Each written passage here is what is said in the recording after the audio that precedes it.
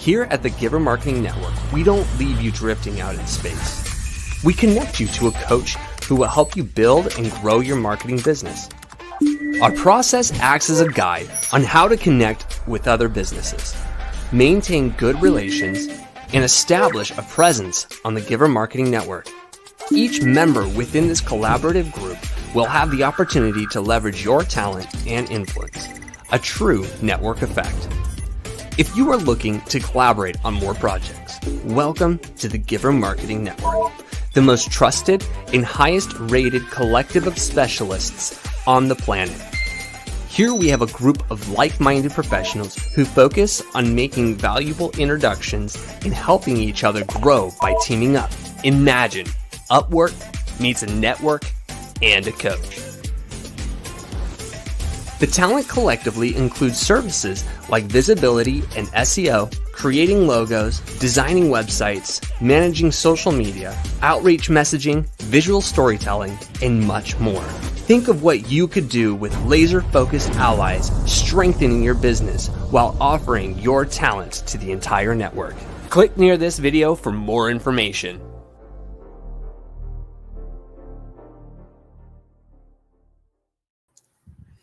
Hey, welcome everybody. Giver Marketing Summit.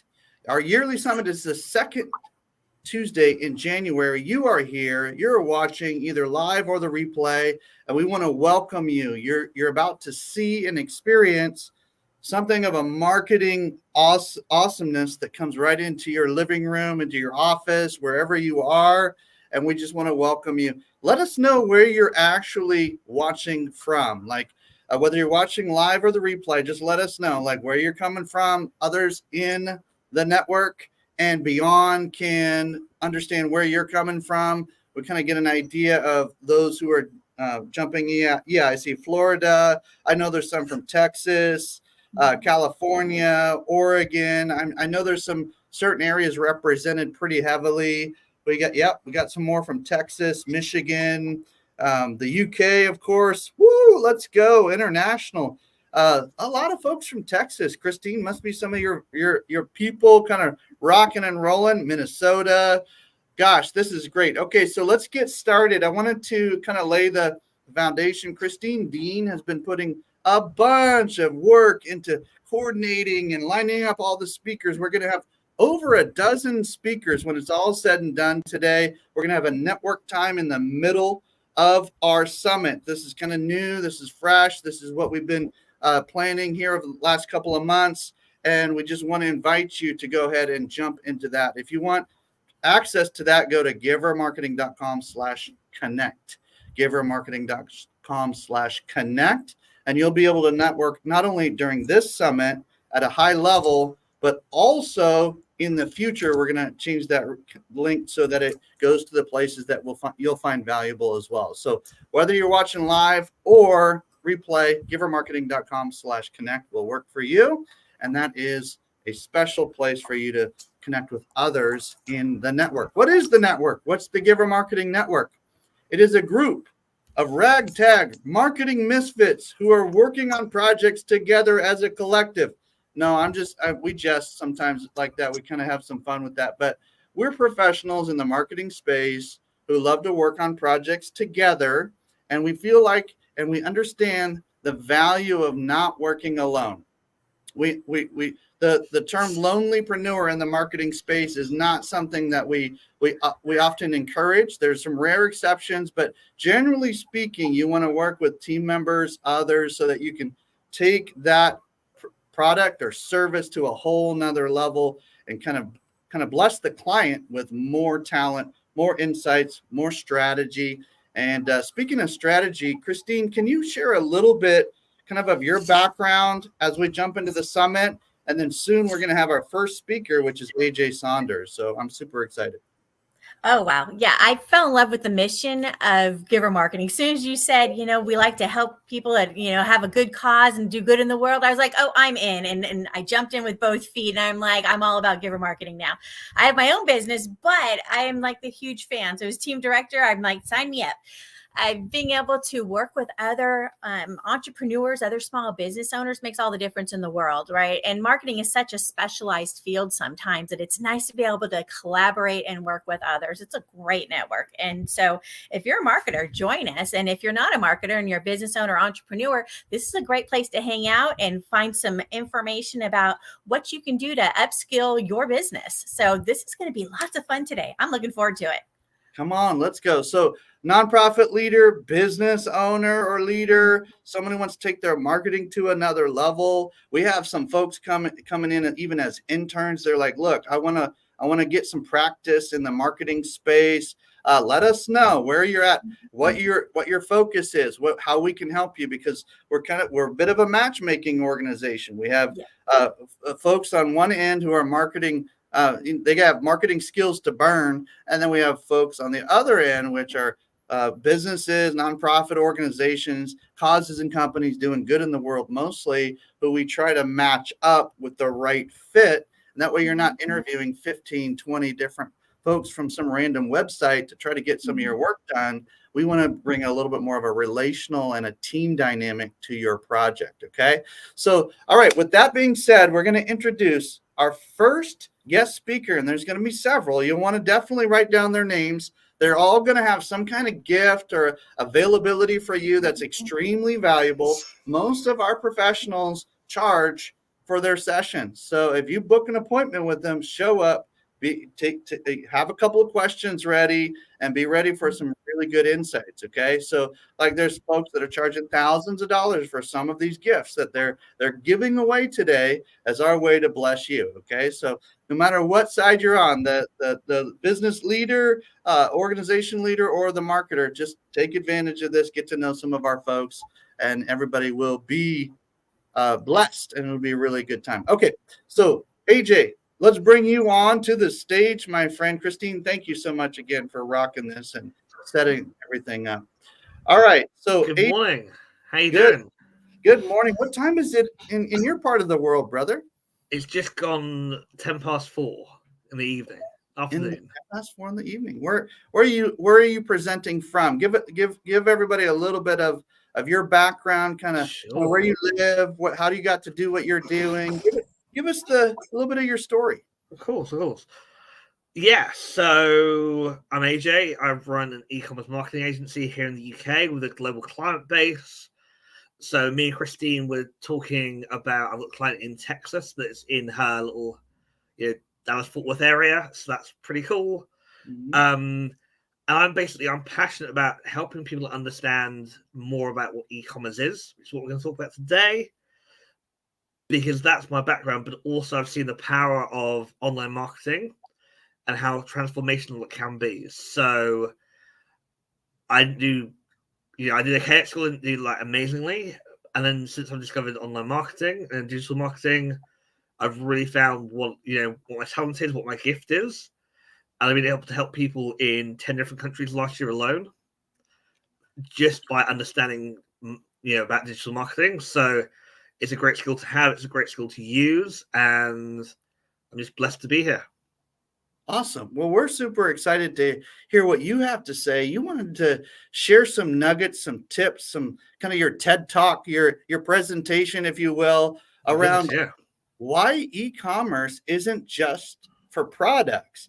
When I think of e-commerce, I think of, products being sold online, maybe smaller to medium priced, products, physical items, and things that will be mailed. But you're gonna help us expand our thinking today. So, are you excited to jump in? Should we bring the screen share up here in just a minute? Please, absolutely. Yeah, no, I'm super excited to talk about this today. And I think hopefully by the end you'll see that I'm really passionate about this topic, and I'm passionate about because I think it will be life-changing for everybody who's listening, whether they're listening live or they're listening on the repeat. It's going to be life-changing.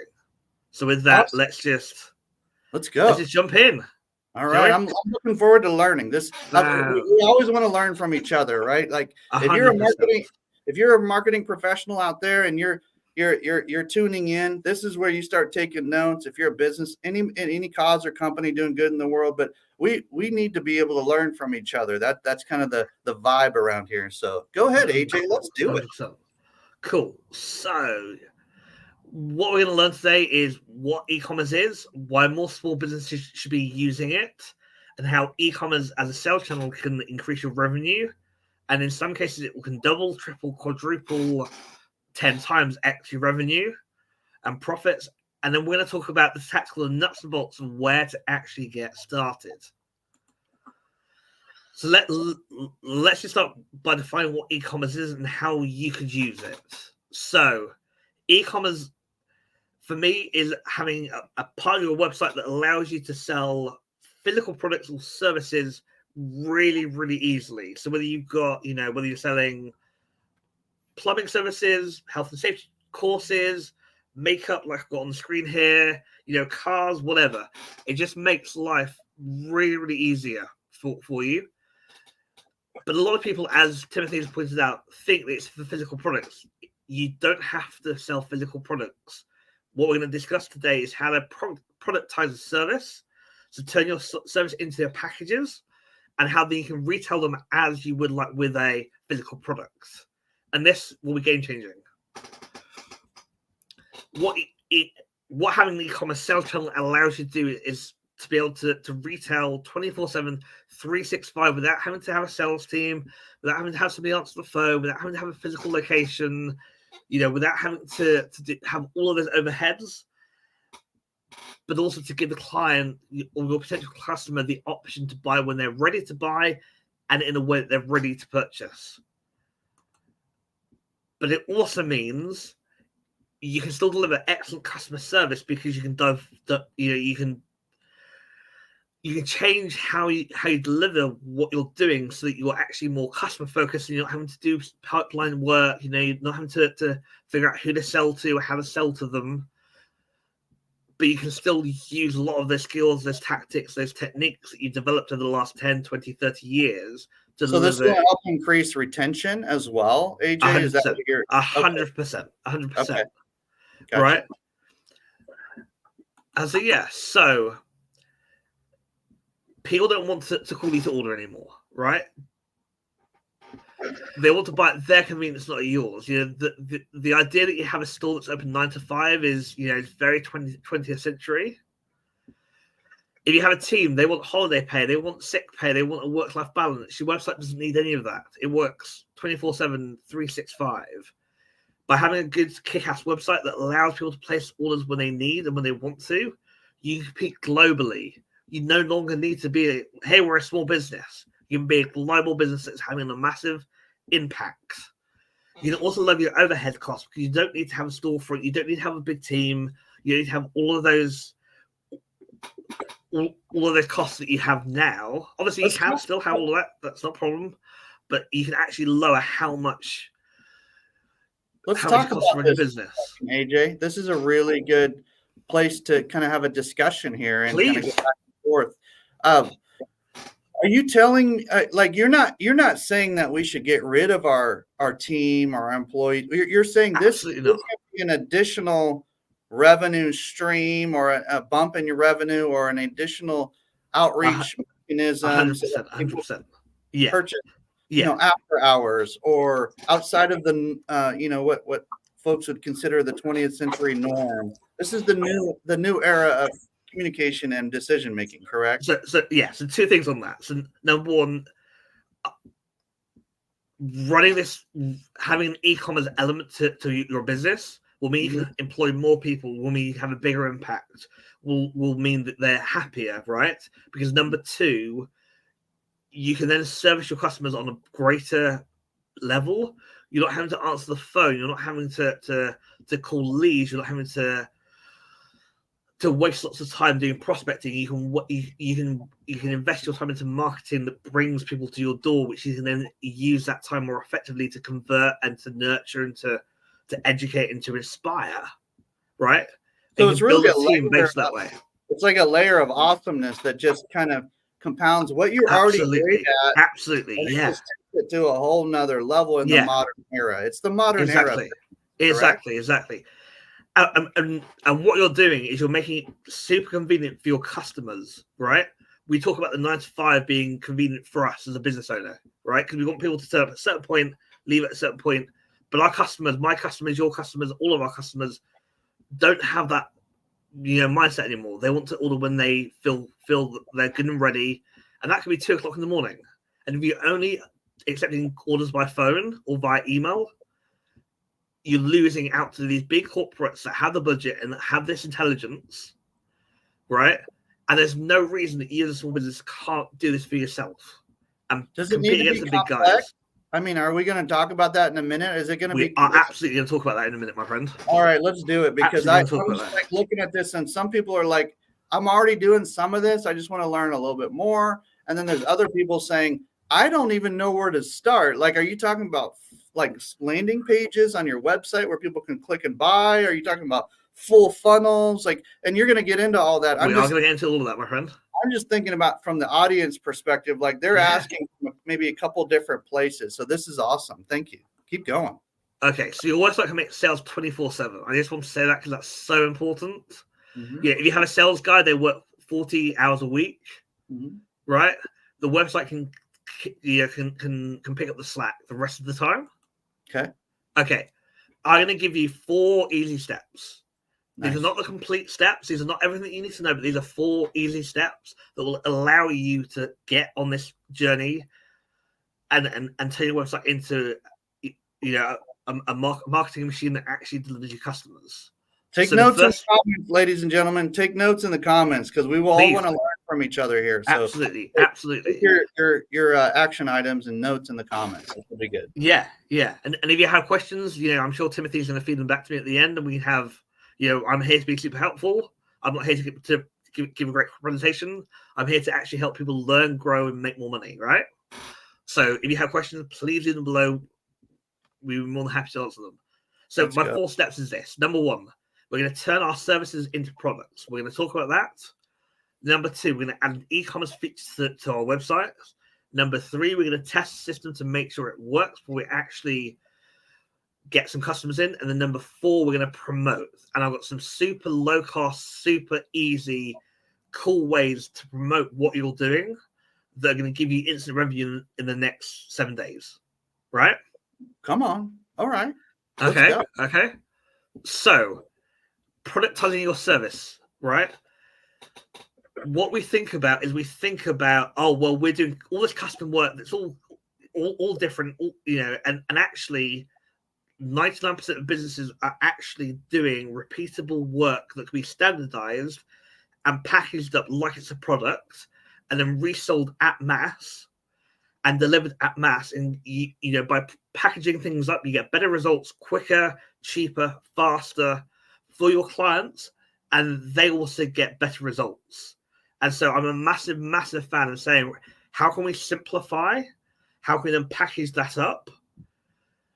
And then how can we then retail that to whoever our end client is?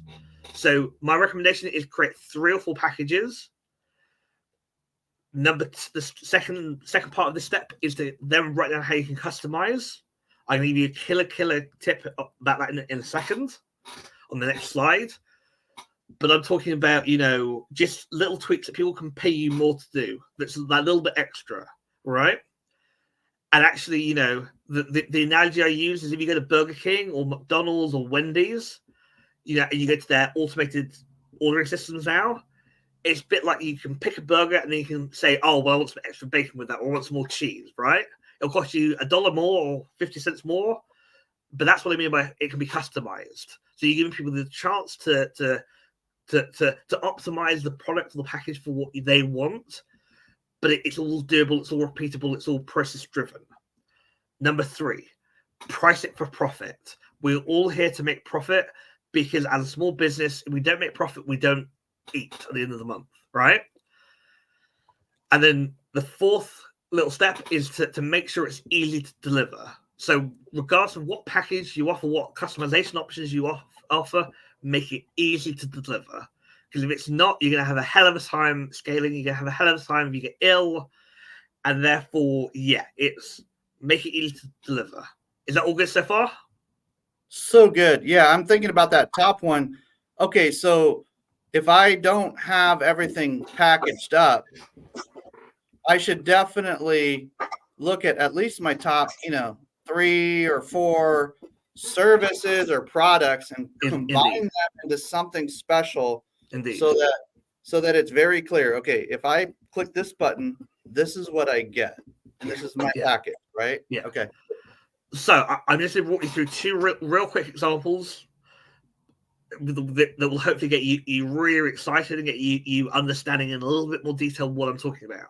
So the average plumber here in the UK, and I know it's the same for the US, has a website that was built in 1974 and has a cell or a mobile number, right? Okay. Yeah. Yet 90% of their daily work is repeatable service calls. So they're doing things like boiler checks or boiler maintenance, right? Yeah. Or boiler services, or they're doing like new radiators, right? All of this can be pre-packaged and pre-priced ahead of time because they're just running through a checklist, right? Mm-hmm. And therefore, a plumber could have a website where they have, here are the 4 basic packages we offer. So like, boiler check, GSO gas, right? So you need a call out, right? Do you need a new sink fit? Do you need a new bath fit? Do you need a new radiator? All of these basic things. Yeah. Basic services that are repeatable, right? They then can have a customized, I've got a job that I need you to come quote for. When can we book you in? You imagine being able to do that for a local plumber or for you as a plumber? How game changing would that be? How predictable would your revenue be? How predictable would your profit be? How much easier would you sleep at night? Real quick question, AJ. Please. There's several of us who work with different, industries within the network. Obviously, you've worked with some great industries as well, and I think sometimes like in construction or repair businesses, service-based businesses, where you're making calls on either homes or other businesses. Yeah. I think sometimes we overlook the obvious that you can create a recurring revenue stream through some kind of subscription or maintenance, like a maintenance agreement or on retainer or some kind of like, hey, for X amount of euro or dollars or whatever it is, pounds, whatever it is, like currency of your local currency, like for X amount every month, we're on call. You're top of the list. Yeah. I'm not wanting to divert from the conversation, but that's what part of productizing your service. Creating like maintenance agreements or maintenance services where you're on call. You're a VIP. You're a very important customer, very important person within our Rolodex here or our database. And you're more than just a number. You're actually top of the list. If you can make people feel like that through a page on your website or some kind of packaging or an additional service that's very clear and very, very explained very well, people will click on that. Your sales team can take that website, take it into the customer's home or business and say, hey, if you want to just click here real quick, or do you want this right here? Do a little show and tell real quick. It's way more interesting than the outdated printed.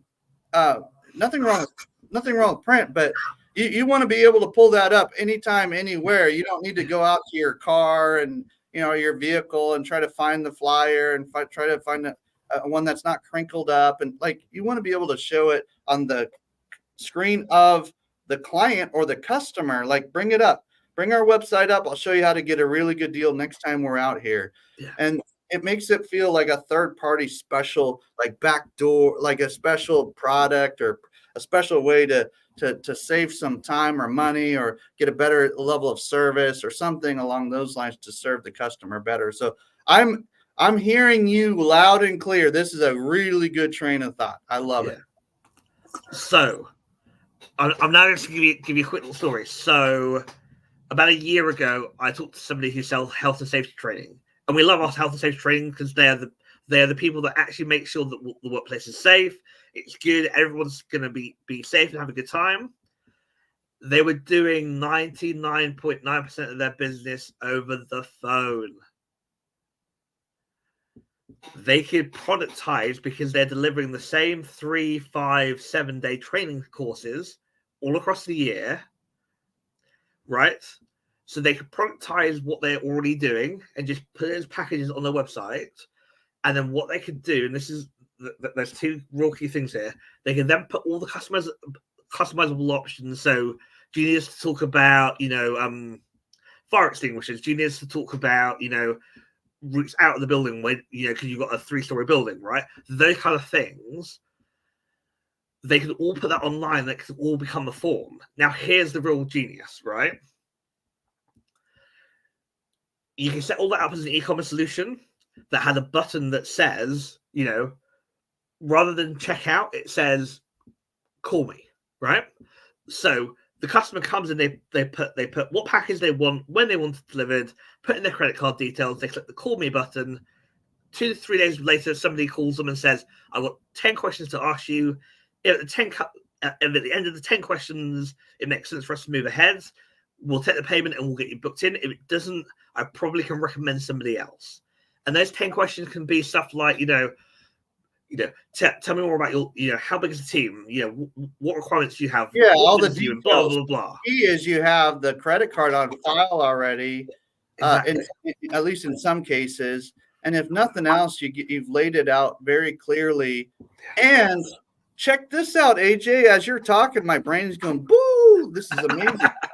So I'm listening. I'm going, okay. You can also, a lot of course creators do this. You can also say, want to jump into our next course or our next training? Yes. Click reserve your spot. And then there's not necessarily, doesn't always have to be a date associated with it. That date can come later, but they're in the queue. So you only do your courses and your classes and your trainings when you have a full room ready to go. Yeah. So a lot of folks overcomplicate this. They're like, oh my gosh, if I open up a class, I have to set a date and a time and exactly what's going on. No, you just got to give them enough to know know where what to expect. Click on I want to learn more about your next course, and then you can basically alert them when the next course is actually happening. And sometimes it happens very quickly. Sometimes it takes a little bit of while to fill up your course, but that's okay. Got to start somewhere. So don't get intimidated, ladies and gentlemen. You can productize your knowledge, your products, your services, all these things. This is great. So just kind of conclude with this little example, right? The whole onus is making it easy for the customer to book or to attempt to book. Number one.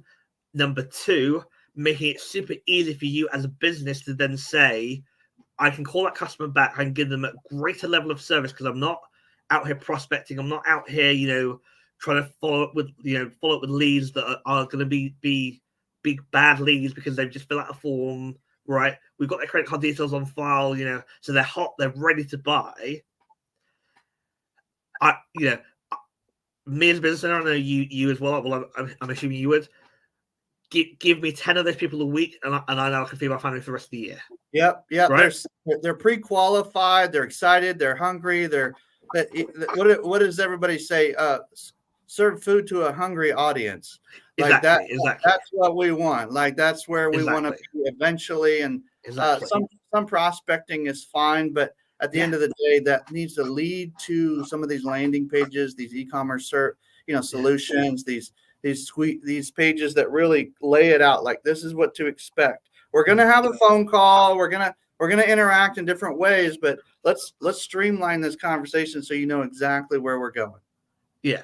And so my question to you is, if I give you 10 qualified people who are hungry, and ready to buy, are you going to take better care of them than having to find those 10 people to begin with and then have to take them through the whole process? You're going to take better care of them, aren't you? Yep. You're going to have more time to as well. So you get better service, more money, more profit. Are we happier at the end of the day with that? Absolutely. Yep. I love it. Absolutely. Well said. Okay, so the next step, and this is what people get so bogged down with and so malaised about, is they think they need to go spend thousands and thousands of dollars or pounds or euros building a whole new website that sings, dances, and does everything. You don't. If you're using WordPress, you can install WooCommerce and get a payment gateway set up within an hour, maybe two, right? If you're on Wix, Wix has an inbuilt e-com system. Same thing with, if you're on Shopify, obviously Shopify is an e-com platform. If you're on Squarespace, again, they have a built-in e-com one click and you're ready, right? Press that click, set it up, get your payment gateway sorted, and you're absolutely good to go, right? Making it easier to buy your packages, buy your services. Exactly. I love it. Here's the thing. If you do a one-click installation and it all goes your belly up 6 months later because nobody buys, you have not wasted thousands of pounds or thousands of dollars. However, if it goes really, really well and you think this has legs and people are buying and it's really exciting, you can then invest that $2,000. And here's the real kicker. That $2,000 will be profit that you've made through taking the order to begin with. Right? Pure profit, baby. I love it. So you haven't invested a single dollar. A single dollar has not been invested because it's all profits. Right? All these are free and low-cost tools. Like they're not really, they don't cost hardly anything. No. A little bit of time. Maybe talk to AJ about how to set it up. And he's going to have a little goodie for you here in a minute, but this is great. Indeed. And so set up your e-commerce solution, add your products to them, and then you can take your first order. It couldn't be simpler, right? Yep. What I'd advise before you actually let customers loose on the system, just test it, put through a couple of dummy orders, get your wife, get your mother-in-law, get your best friend to just put a dummy order through. Yep. Because you will learn so much through doing that. That dummy process will teach you so much that you'll then be able to implement within a couple of hours that will make everything smoother, everything more profitable, everything more better. And so I'm a massive fan of testing before going live. And then here's where we're going to geek out, right? Here's where me and Timothy will geek out. You do not need to spend $1 promoting your new website and your new function on the new website, right? I'd actually advise it against. Here's why. You probably have 20, 30, 50, 100, 200 customers who would love to buy from you today. You've just made it damn hard for them to do that. Well said.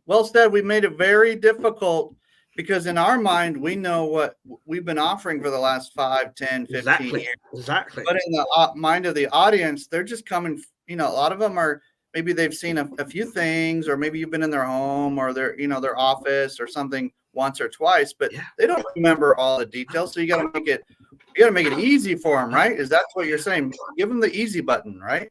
Exactly. And so what I mean by tell existing clients, so there's 3 ways, right?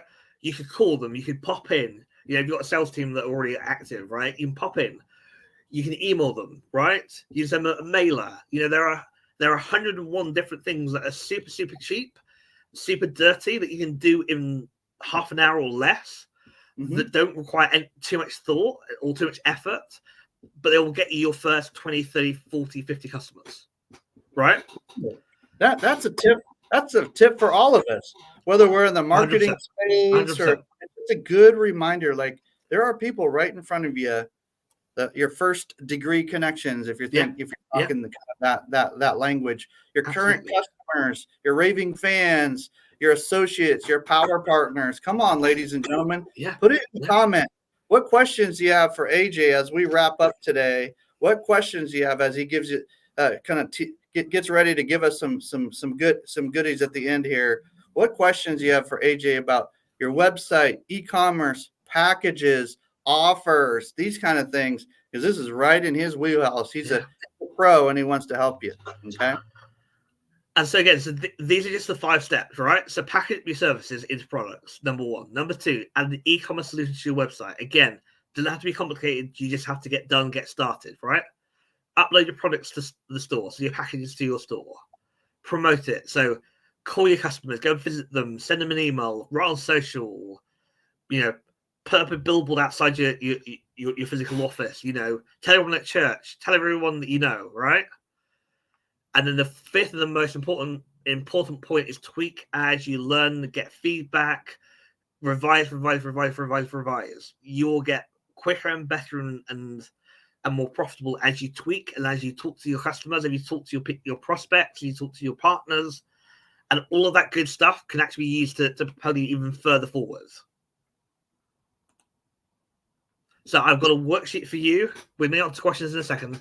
I've got a worksheet for you that just takes you through some of these basic principles, gets you to think about being more methodical. I'd love you to download it. There's going to be a link in the notes at the end. And yeah, it's all good. And so questions. We've reached the end, Timothy. We've reached the end, my friend. Love it. Yeah, I had a bunch of questions throughout. Sometimes I'll throw them in the middle of the presentation just to kind of just keep everything kind of really back and forth. But also there's folks in the audience. I know we have some comments coming in and various thoughts coming in. Some people are saying, good job, good question. Word plugins recommended. What do you recommend for WordPress plugins? You said WooCommerce. Is that what you're recommending right now?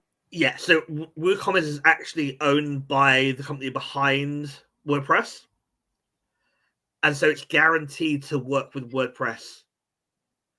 To a level that other plugins can't verify. Right. And also because it's a paid plugin, so there is a cost to it, don't get me wrong.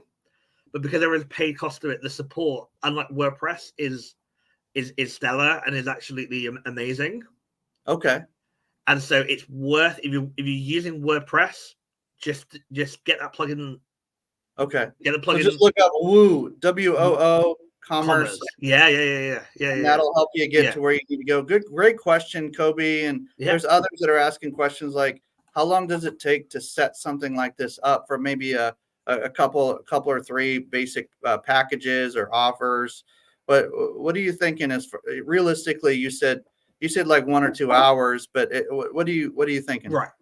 So realistically, getting WooCommerce set up and customized probably will take you an afternoon, so 2, 3, 4 hours, right?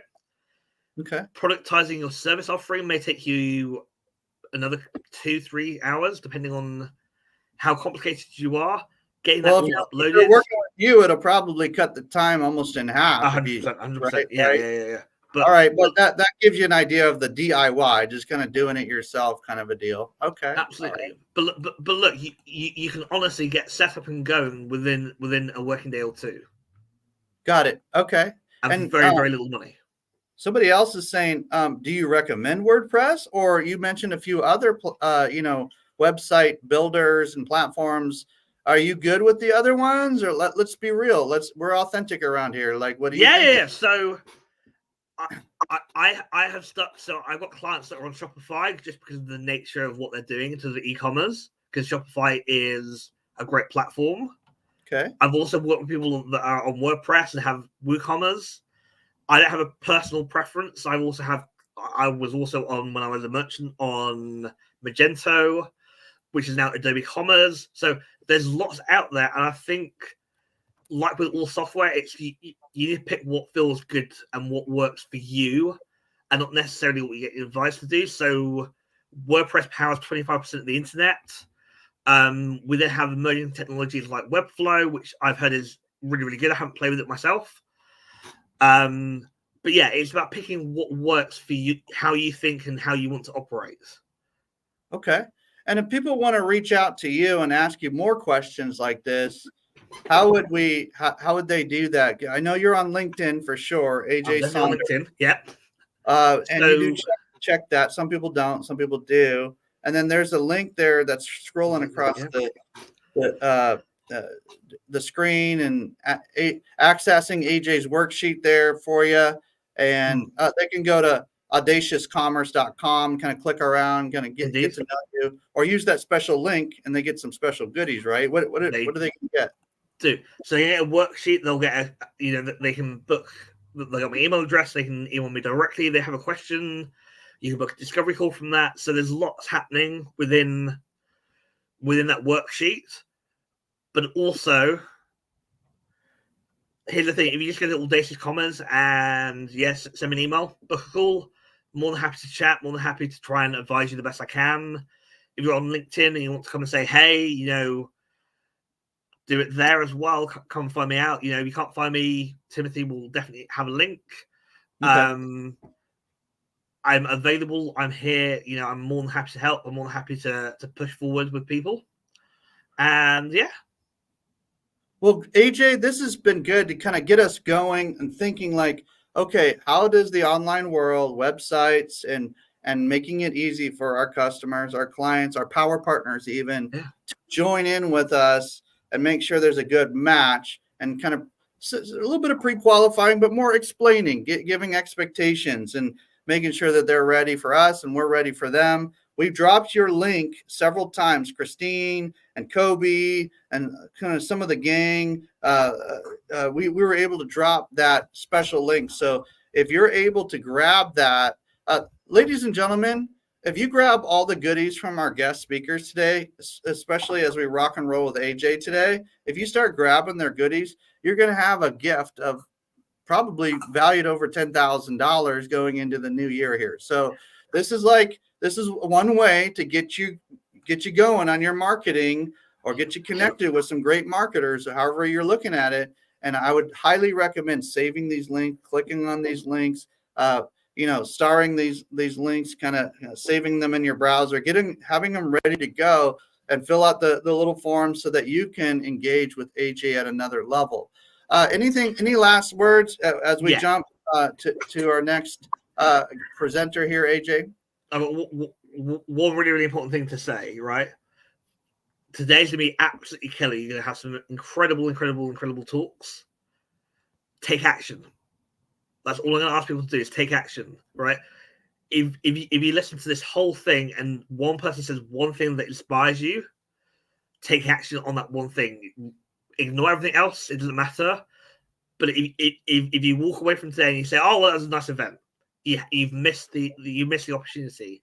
If you walk away going, "I've got 3 tips that I'm going to implement this week," that will change your life. That will change your business. That will change your income, and that's why we're doing this, right?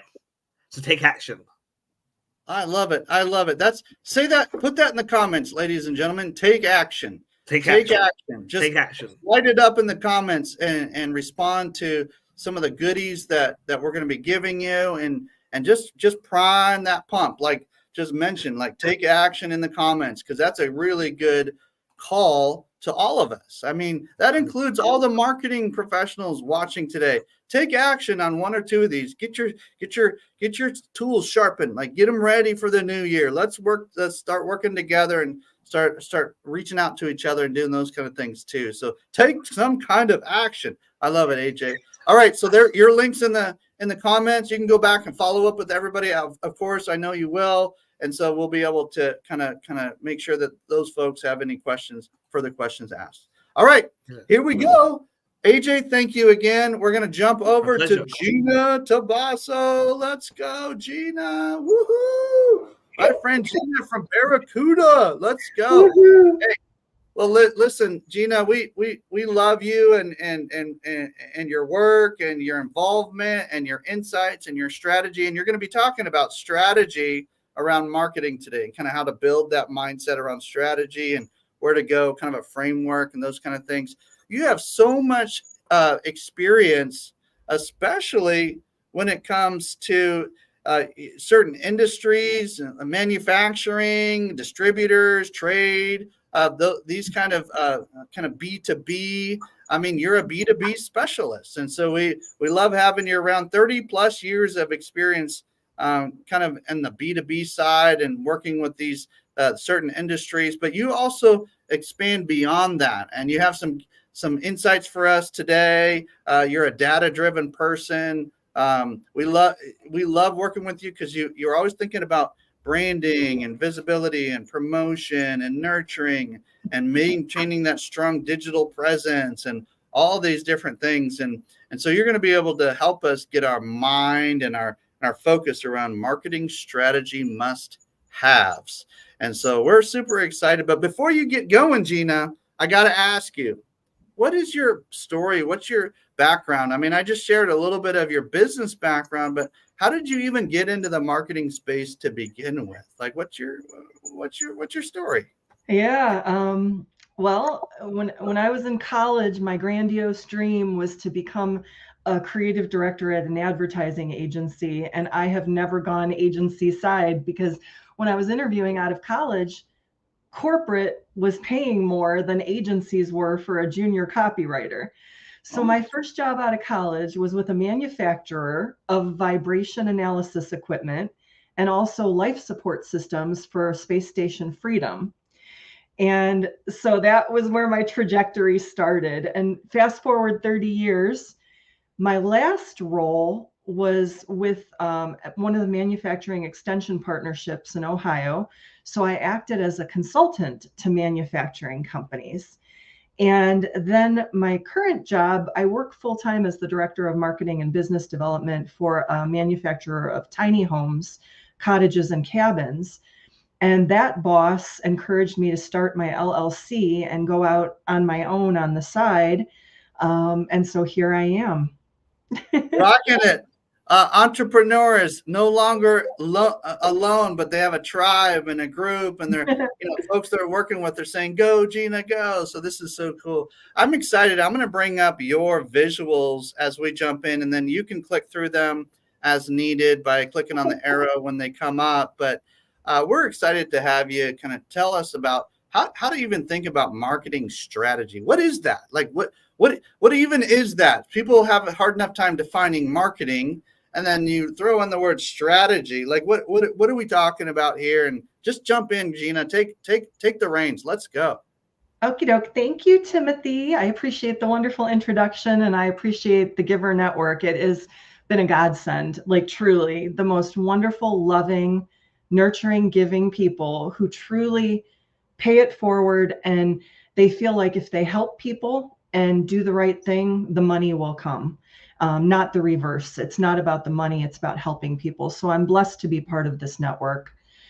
My first slide. So this is copy heavy. I'm just going to speak to it. You can read if you like. Why do I need marketing? A lot of times when I go into manufacturing companies, especially, they don't get marketing.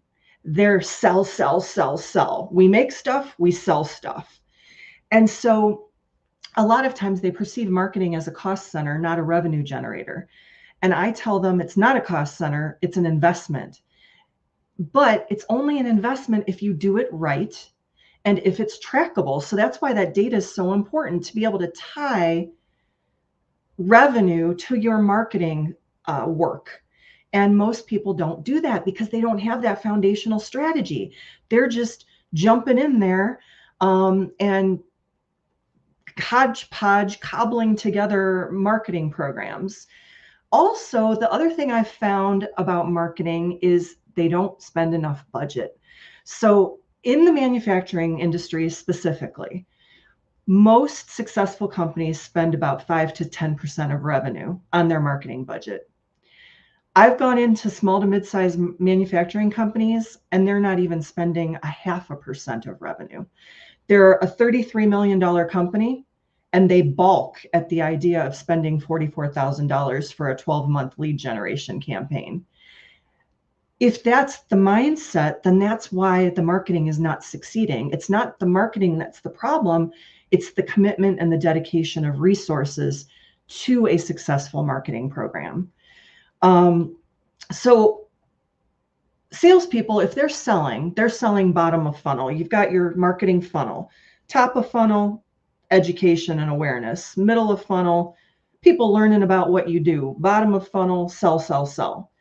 Well, the salespeople are operating at bottom of funnel. Well, that funnel runs out. Eventually that small pool runs out.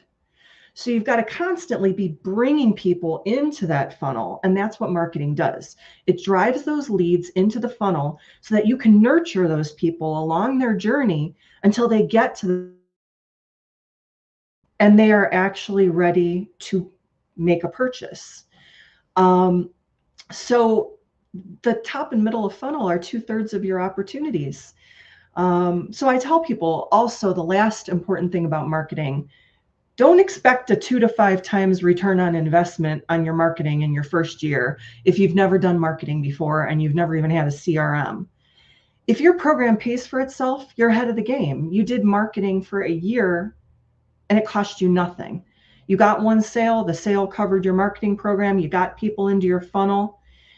And it's a long game. It takes a while to nurture people and develop them into a sale.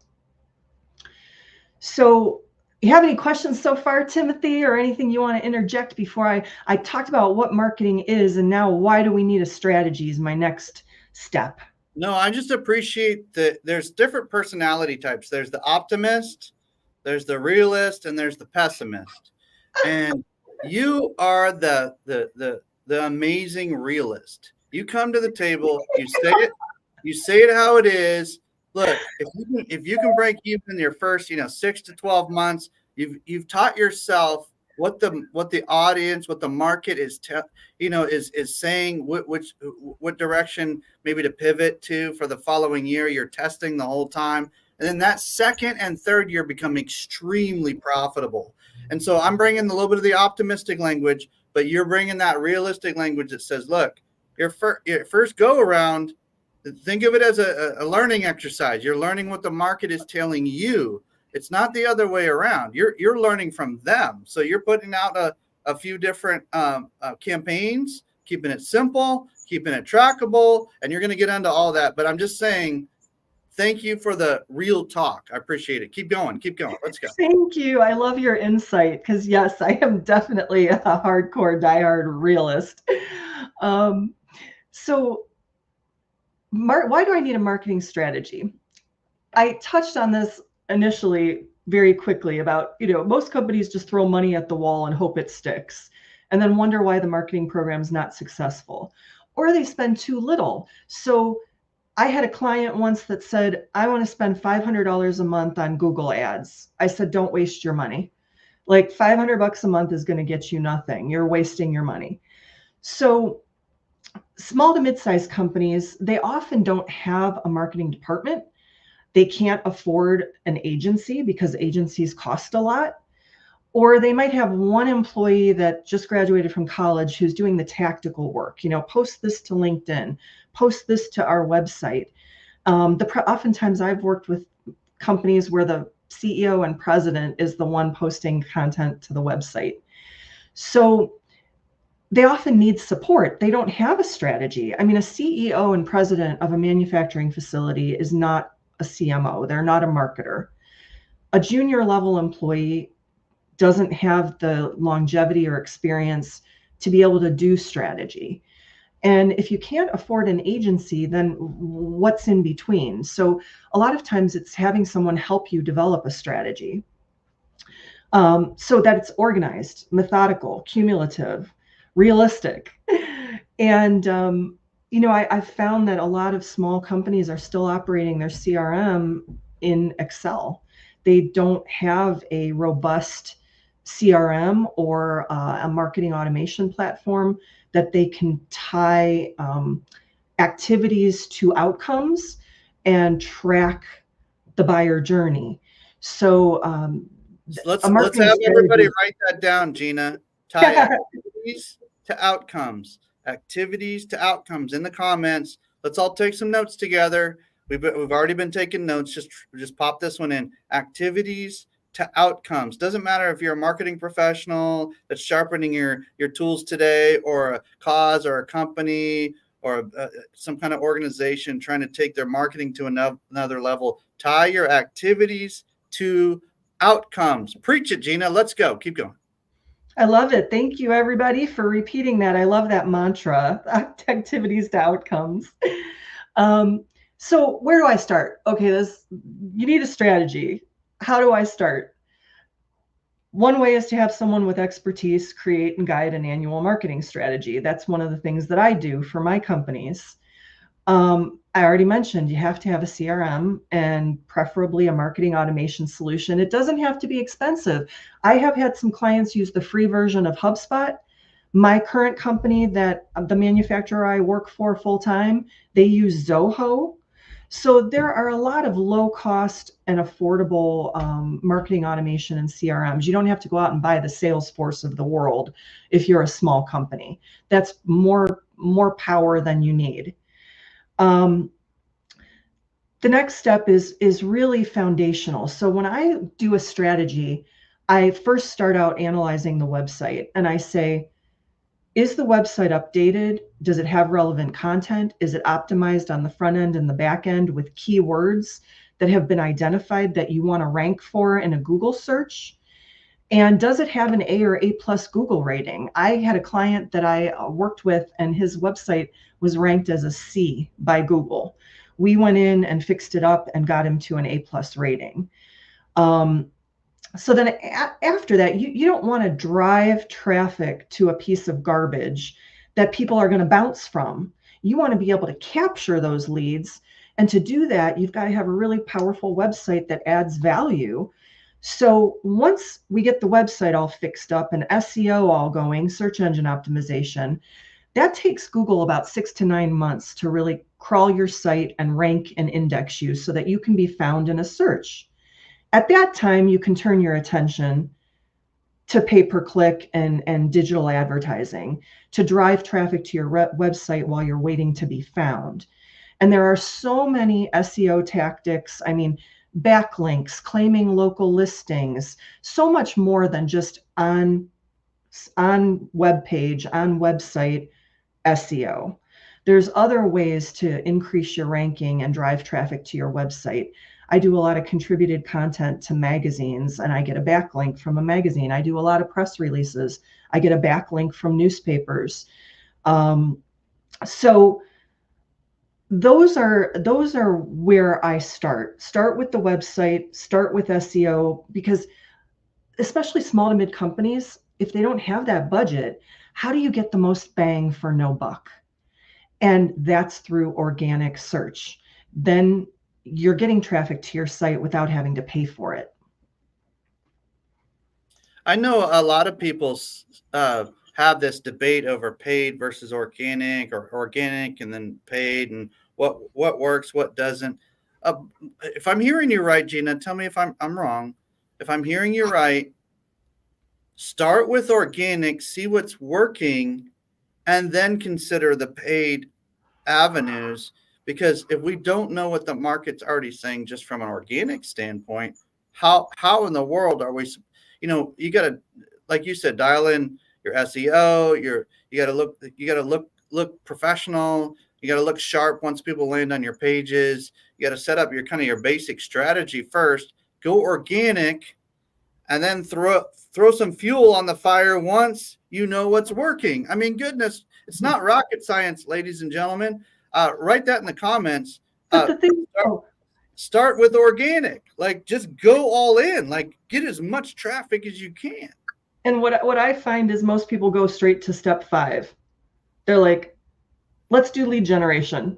They want to hire me to do lead generation. And then I go look at their website. I mean, you can start lead gen with a cruddy website. You could drive traffic to a landing page, like build out a really nice landing page and drive traffic to that page, but that's kind of band-aiding, that's band-aiding it. That's not doing it properly so that you're set up for success in the long term. That's a short-term win. It's not a long-term gain.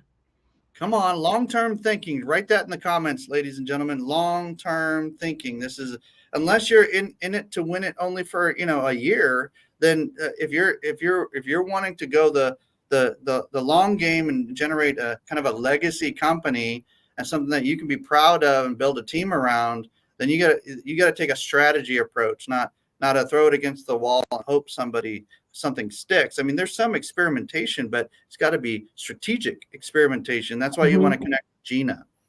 Well, I liken it when I talk to clients or potential clients. I say it's almost like building a house of cards that collapses.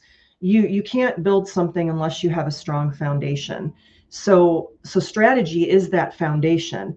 And once you've got that, then you start building the structure. So let me pop into the next slide.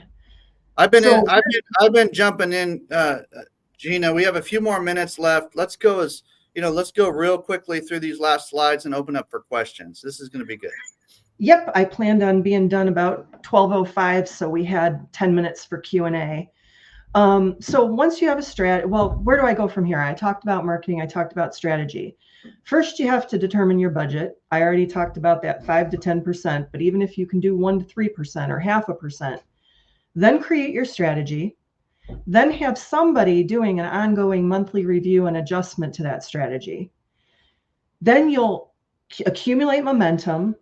You also have to think realistically about your sales cycle. I had a client who wanted 1 million sales the first year of his marketing program, but he said his sales cycle was 1.5 years.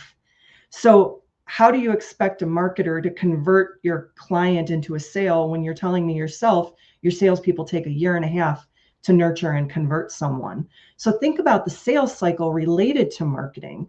Make sure you have a solid sales process, because again, marketers turn leads over to sales, but it's sales' responsibility to close and convert those leads. So sales and marketing really have to work together in lockstep, not in isolation. And that is one of the things I preach to all my clients. And I work integrated with my sales team very closely. So the end is just, that's my bio. You can read it when you get the presentation. One of the differentiators I wanted to mention, other than my experience in B2B marketing and manufacturing, I actually managed welding and machining magazines, and I have my Six Sigma Lean green belt. I'll have my black belt this year. So it gives me a perspective on manufacturing that's much deeper than most marketers.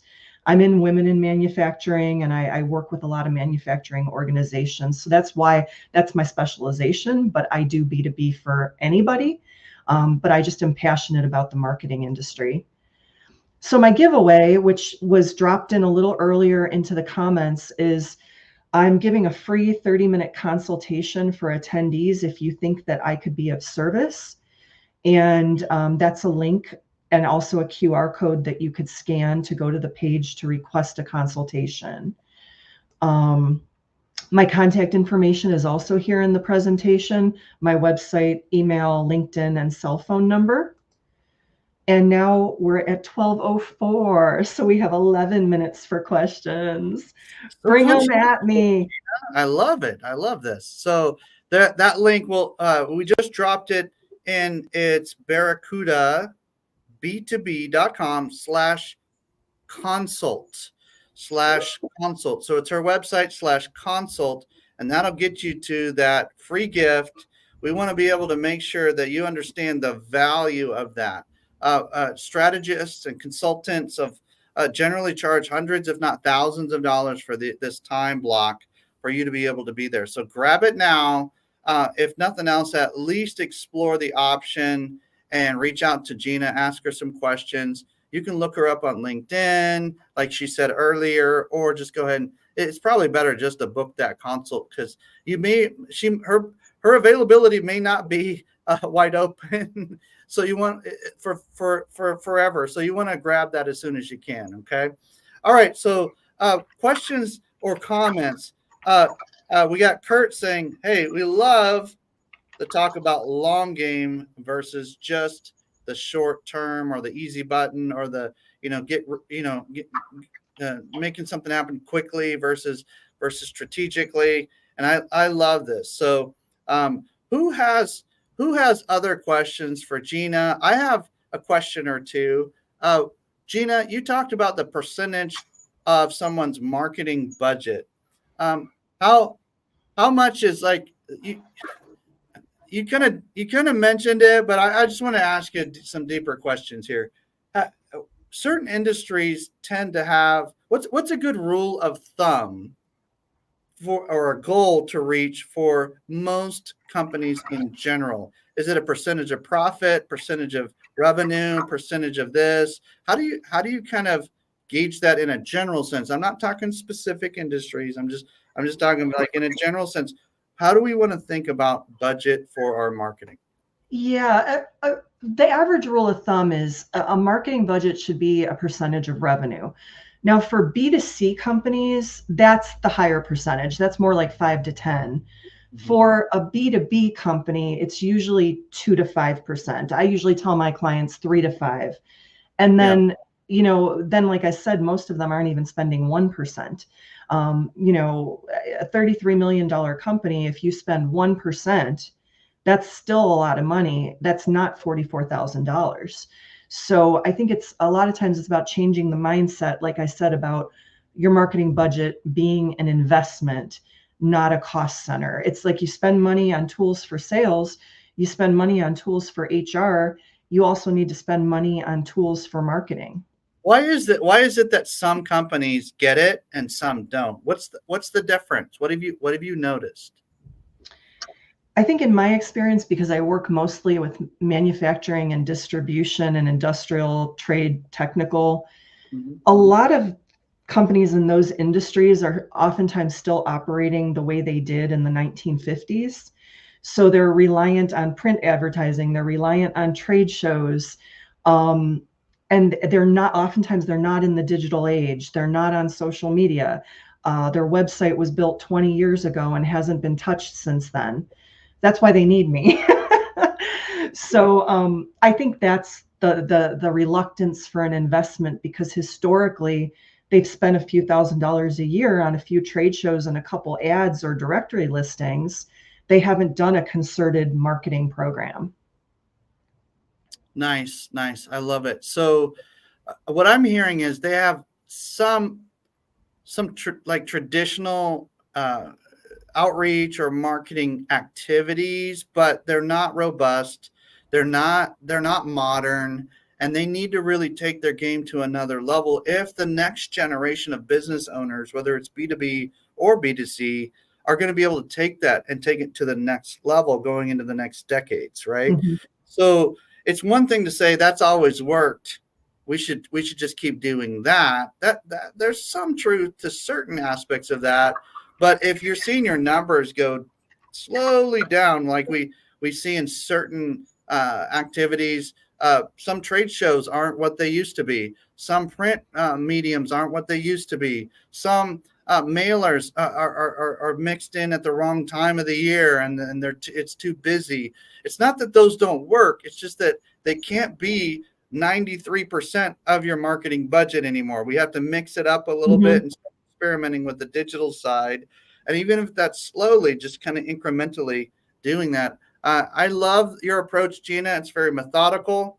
It's very conscientious. It's very realistic, and it's very skilled. And so I want to encourage everybody out there. We have some comments in the chat, but if you want to ask more questions to Gina, look her up, Tabasso, Tabasso, and Barracuda is another way to look her up too. But grab that gift. In fact, can we go back to that one screen where you have this QR code? There you go. Grab that gift. Take a picture of that. Literally take your phone out, ladies and gentlemen. Take your phone out and take a picture of that screen right there, or screenshot it, or however you're going to do it. And I'd love to say too, even if you don't need a consultation, like you don't need marketing, or you're not a marketer, or you are a marketer and you don't need me, I'd love to connect anyway, even on LinkedIn, or I love to build my network, and I love to help other people. So I'm sure there's some way we could help each other, even if you don't need a consultation with me. Okay. All right. So that link will get you to her calendar, and she's such a blessing. She's sent dozens and dozens and dozens and dozens of referrals to our team members, myself, others. And so she's always very, very straightforward. There's no sleight of hand with Gina Tabasso. I can tell you that right now. She's very direct. All right. Good. Great. Thank you so much, Gina. Everybody, round of applause for Gina. Thanks. Do I have a minute that I can answer one question that just popped up? Oh, sure. Yeah, grab that one. Kobe was kind enough to ask, what's my preferred paid ads platform? And my answer would be, it depends on the industry and even on the company. Like, not all manufacturers are selling into the same space. It depends on where your customers are looking for you. But my go-to is usually still Google Ads. Sometimes I've done some LinkedIn campaigns through Sales Navigator, and I've been getting more into IP address targeting and some geofencing lately. So doing some more experimental types of advertising. We've seen a lot of success with those. Like, for instance, trade shows. We go to tons of trade shows. We can actually hit the IP addresses of everybody who attended that trade show for 6 months after that trade show and continue to serve up ads to them on all of their devices. So it's, and we can even, we've geo-fenced trade shows. So we hit everybody at that trade show with an ad while we're there to stop by our booth. So there's so many things you can do. That's why you need a strategist, because there's too much out there and it overwhelms the majority of most business owners. Those So thank you, strategies Kobe. can be Thank you for used- that wonderful question.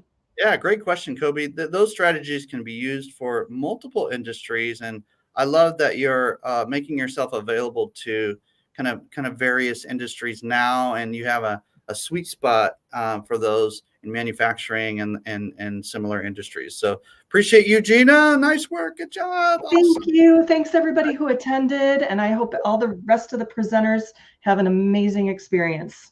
Come on, let's go. Okay, and so next we're going to be introducing Joel Snyder. But before we do, Christine, can you bring up that one slide that helps people connect with us in the middle of our summit at the networking time? I want to make sure we have that slide available so that we can let people know. The link is givermarketing.com/connect. So givermarketing.com/connect. You're basically going to be registering for a very special kind of intimate networking time between the speakers right at the middle of so it's going to be at 11:30 a.m. Pacific time. You can do the math on what is that, 2:30 p.m. Eastern time. So that's when we're going to start the networking part of our summit. We want to break out, have a networking time. I believe we're going to end up, are we going to end up on, is that going to be on StreamYard or on Zoom, Christine? I'm trying to remember. Is that going to be on StreamYard or Zoom? I want to make sure that people are kind of ready for that. Okay, we're going to jump over to a Zoom special networking time, kind of a private room experience, if you will, on Zoom, right in the middle of the summit. So buckle up, ladies and gentlemen. That's going to be fun. givermarketing.com/connect if you want to jump into that special room. Okay, good. Thank you for that, Christine. I appreciate it. Next, we have our friend, Joel Snyder. I'm excited to kind of get to showcase my friend Joel. We work on multiple projects together. He's a man of the hour here, and so we want to kind of highlight some of his awesomeness. I know Joel has quite a background, but Joel, share with us a little bit of your story of how you got into the marketing space, kind of what that journey looked like in a couple of minutes. We really appreciate you kind of just sharing that. Yeah, sure, Tim. Great to be here. Thanks for inviting me. And I always enjoy participating in the Giver Marketing Network events and providing any support I can to network members as well. But my story starts in the incentive industry, where I was providing corporate incentive programs to modify behavior to benefit the bottom line. So we would do everything from safety practices to quality control to sales incentives, consumer on-pack incentives, trips, all kinds of things to just reward positive behavior.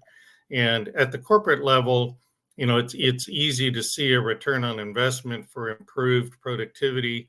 But what my passion became was, how can I translate that down to regional and local businesses where they can affect their direct economies, provide more jobs to people in their communities, help families, build parks, you know, and participate in community benefits as well.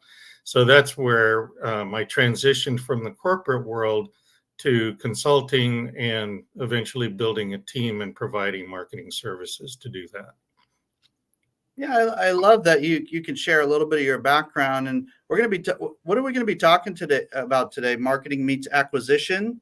Can you explain a little bit more about that before we get into the visuals?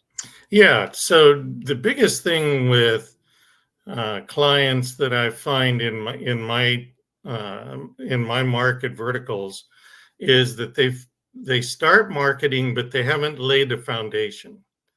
And so what we're going to talk about today are all the foundational issues that have to happen before you start spending money, before you write your first ad, before you get out there and mail a postcard. There's a lot of things that have to be considered before you start investing in a marketing strategy. And Gina did an amazing job in her presentation in talking about the elements of that. But what I really wanted to convey today is how to prepare for all of this. And we all think, oh, I got it down, I got stuff, but do you, right? And so as we go through the presentation, I'm going to be asking questions, and on each question area, go ahead and rate yourself and put it in the chat. On a scale to 1 to 5, how are you doing on this? And let's see at the end of the presentation how you feel your scores are. And then I've got a little gift for you that you can download at the beginning and have it throughout the presentation. You'll see a QR code that you can grab anytime. And anyone that stays to the end, there's a little extra benefit for you.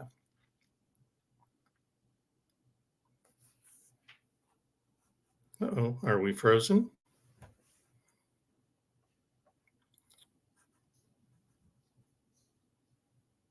Timothy, I apologize, but I think I've got you frozen on my side.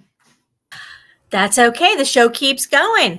So that being the case, Joel, we're pulling up those slides. Is that what we're working on right now? Yeah, I'll share a screen with you. I've got a little different presentation format. People are typically up for PowerPoint slides, but I thought I'd do something a little bit different. So if that's okay, I will bring that up. You do a screen share, right? Yeah. Awesome. There it is. All right. So, okay. So there's a free gift right there. Go ahead, take your phone out, grab the QR code. It's a 10-step process for a successful foundation on social media. Go ahead and check that out. You're always welcome to connect with me and talk about anything that you see there. But that's a gift for you, and just enjoy it. So getting into the presentation, we're going to go from nothing works to achieving your desired outcomes, right? So how many times have we heard that, Christine, right? I've tried that. It doesn't work, right? So let's talk about how to build a solid foundation. So you're kind of walking us through your like mini course right here, pretty much, right? Yeah, so I put it into a course. And if anybody wants to review it, it's coachjoel.info, and you can go in and check it out. You can get the QR code. You can review the presentation. But let's start here with research. So understanding the market is what you need to uncover your opportunities. So according to Forrester, more than 80% of B2B engagement now is digital and remote. So when you think about that, what does that mean to us as in a marketing conversation, right? We have to find ways to adapt to this new way of doing business. And okay, so it's not so new anymore, but since the COVID era, it's turbocharged, right? So now if somebody wants to see me in their office, I got to rethink that, right? Whereas before we were like, oh, I can't believe it. Somebody wants to see me in their office, right? Right now we're like, oh, that's a 10-minute drive. It's really far away. Yeah. It's like, okay, I'm going to be investing an extra hour to come and see you. Is that worth it, right? So anyway, we got to find new ways to adapt. But we also, in order to do that, we got to gain buyer insights. And one of the ways that we do that is with a relationship management tool. So the question I have for the audience is, do you have a combined CRM and social listening platform? And what I mean by that is if you've got an integrated platform that you're using to build relationships with prospects and customers, part of that should be an inbox that you can go to that shows all of their messaging platforms. Mm-hmm. And you can see what they're posting. You can respond and communicate with them. And this is one of the ways we're adapting to this new digital environment for sales. So you got to have that foundation. LinkedIn, Sales Navigator is another way to go, but that's one platform, right? If your customers are on various platforms, you want that unified inbox.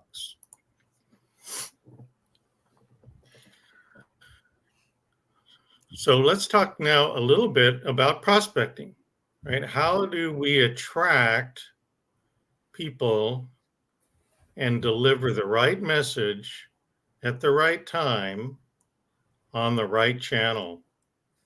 So we talked about this unified messaging, getting multiple sources, but we also want to think about creating a multidimensional customer profile. That's a lot of syllables, but when you think about it, if we're going to get targeted and we're going to define our audience segments, we have to have a multidimensional customer profile. And by doing that, we can now predict needs, prioritize sales-ready leads. And in order for that to happen, again, what I was talking about in my intro with Timothy is we have to have assets prepared in advance for each of those audience segments. So my question to the audience today is, what is your lead scoring process? How do you pre-qualify whether someone is sales ready or not? Or do they need more nurturing? Do they need more interaction with you in some way? That's a great point, Joel, because a lot of times we want to sell and they're not ready yet. So when we're trying to get them to buy things and they're not ready yet, we just come across as pushy. So I love that you're pointing that out. Yeah, that's so true. And so in outreach, when we talk about, there it comes, talk about targeting, we want to align our sales and marketing teams. So this is where there's been a lot of conflict, especially in the corporate structure, where sales and marketing are not aligned, and a lot of times they're warring with each other, right? Marketing wants to go in one direction, sales goes, that's not real world stuff, right? I'm hearing it this way. So we want to make sure that we're aligning our vision and our missions with these two. And when we're ready to start reaching out, we want to provide a complimentary introduction to demonstrate a reference. So again, preparation. Did you look at your prospect's profile? Do you understand where they're coming from? Did you find anything in their background that provides a warm connection, right? Give them a reason to connect with you. Not just, hey, I'm Joel, you want to buy my magazine, right? But let's have a good reason to do that. Give a credibility statement. I work with people just like you, and I help them grow in this way, right? Provide a credibility statement, a micro step benefit. Just connect with me and you'll receive, right? We all want to get something for our efforts, whether we're selling or whether we're buying, right?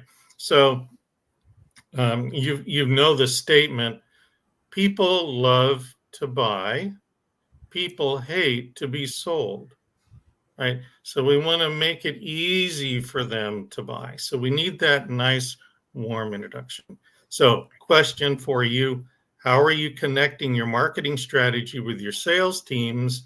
And my immediate preparation is to set up an 8 to 12 step interwoven outreach process.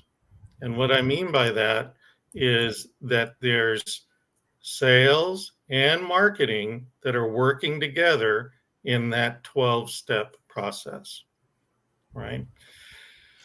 Another foundational issue. We want to have an audience guidance system. Contrary to popular belief, the customer journey is not random. I'm going to give you all a minute to think about that for a second. I'm pretty sure for a lot of business owners, it's random. Just saying. Well, it's only random if you're not prepared, right? The customer journey is designed to nurture and provide information, provide and improve your targeting strategies on an ongoing basis, right? So the customer journey is not random as long as you're prepared, right? If you've already created a customer journey with personalized, value-based information, industry communications, insightful newsletters, all of that, and you're doing your A/B testing so that the right information goes to them at the touch point that they've engaged with you, right? Now you're saying, okay, I'm going to lead you to the next step. And you can enter anywhere along the line, but that doesn't mean you're going to jump all over the place and get lost in confusion.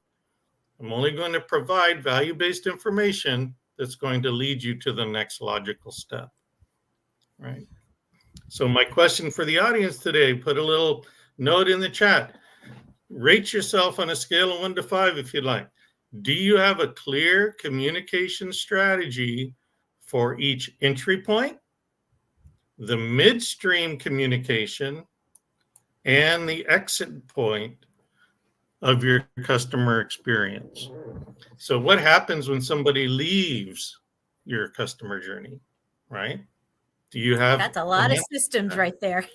That's a lot to put in place, Joel. Wow. It is. Marketing's not for wimps, I got to tell you.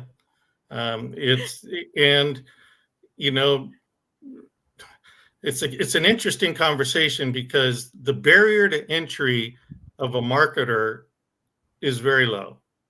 If you got a computer and you got a client, you're a marketer, okay?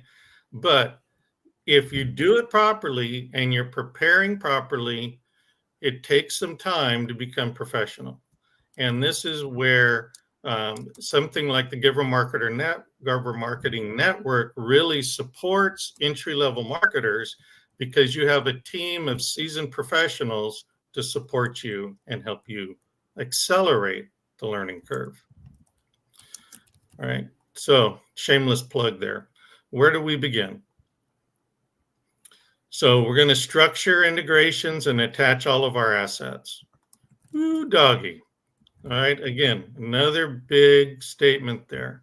So we want to make sure that our property analytics, our conversion tags are set up, right? We need these deeper relationships to get a customer to yes faster, but we need this full funnel sales and marketing alignment to create a personalized experience. Okay? The revolution in the digital space for marketing is that you receive what's important to you and nothing else, right, on your customer journey. Now, there's ways to get random, of course, and we've talked about that.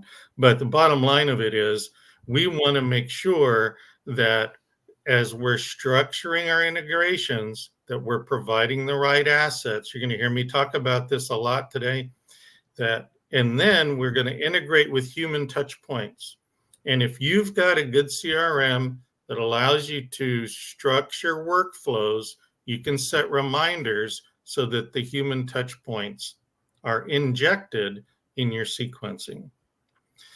So, question to the audience. Do you have an asset library of content that you can draw down on to create a campaign response quickly? Right? When somebody enters into your customer journey, can you see that and provide them a response quickly from your knowledge base or your asset library?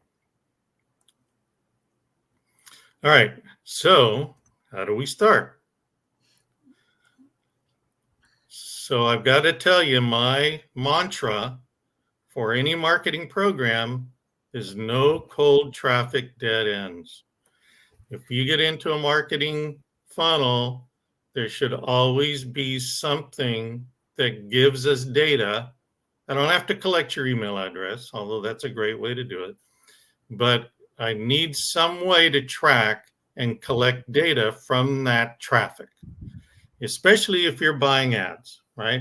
If you're going to spend money with me and we're going to do advertising for you, you're going to want data that says, can we attribute our performance to the amount of money that we're investing in it, right? Marketing and advertising, in case you haven't figured it out yet, that's grocery money.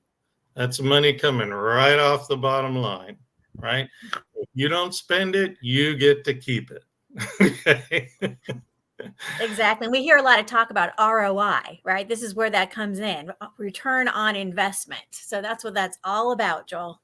Yeah. Preach it.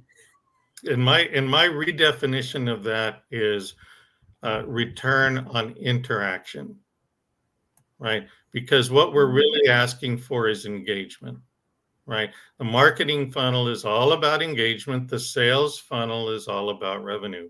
So the return on investment becomes return on interactions that provide us a good qualified lead or opportunity to move our business forward. So plan a strategy, review your assets. We talked about this. These are all preparational, foundational tools that have to be there. We have to test all of our integrations. How many times have you gotten an email from someone and the link didn't work? Right? Or you went to a link and it wasn't relevant to the subject you thought it was supposed to be for. And then now you feel you're in a bait and switch kind of transaction, right? So we have to review the customer experience, examine every touch point, criticize those options. And what I mean by that is in your review of this, ask yourself, is this a meaningful value-based injection of information that's going to move my customer or prospect to the next micro step? Right? So be critical of it. Don't just go, oh, they'll figure it out, right? How many times have we done that? Right. Right. Make it and then easy. We got to plug the rabbit holes, right?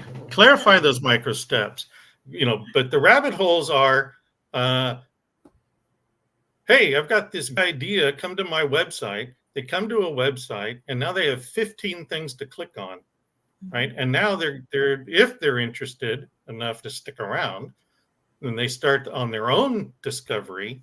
Gosh, they could go off into some direction that you never thought, The importance of landing pages and ads right there. Yeah. And when we talk about a full funnel approach, again, we're talking about they can come in at every step or any step of that customer's journey, but are you guiding them right to the end zone? So question for the audience, rate yourself 1 to 5, put it in the chat. Do you have a well-designed discovery process and onboarding procedure? Oh, now you're just getting doubly complicated. Look at all these steps, these systems to put in place, Joel. You're going to scare everybody. What are you doing? Right? Just when you thought marketing was easy, right? We're going to talk about onboarding. So staying connected, right? Staying connected. One of the biggest things I find that marketers tend to ignore are the acres of diamonds in their own backyard. And what I mean by that is your colleagues, your customers, your database, right? All of these things are information sources that you can use to grow your business. We had a customer come to us saying they wanted to grow their business, and they had 7,000 customers in their database that they were not nurturing. So just sitting there, right?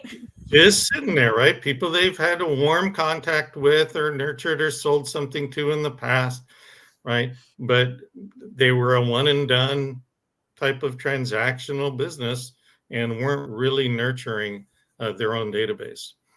So you want to establish a workflow.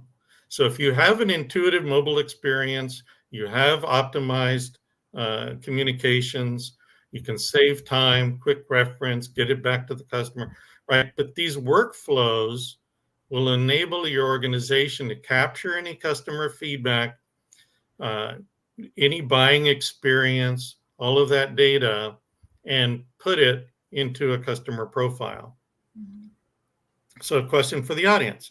Have you established a knowledge base to draw down when you're creating content, right? So say that again. What was that? Say it in English, Joel. right. So we have all these data, we have all this knowledge, right? But have you put it into a structured library where now when you want to create new content, you can refer to it, right?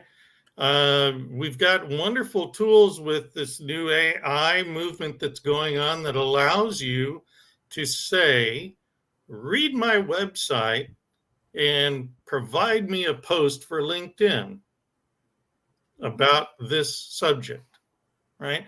So if you already have all of that data somewhere and structured properly, now you can take advantage of automation tools to help create new content.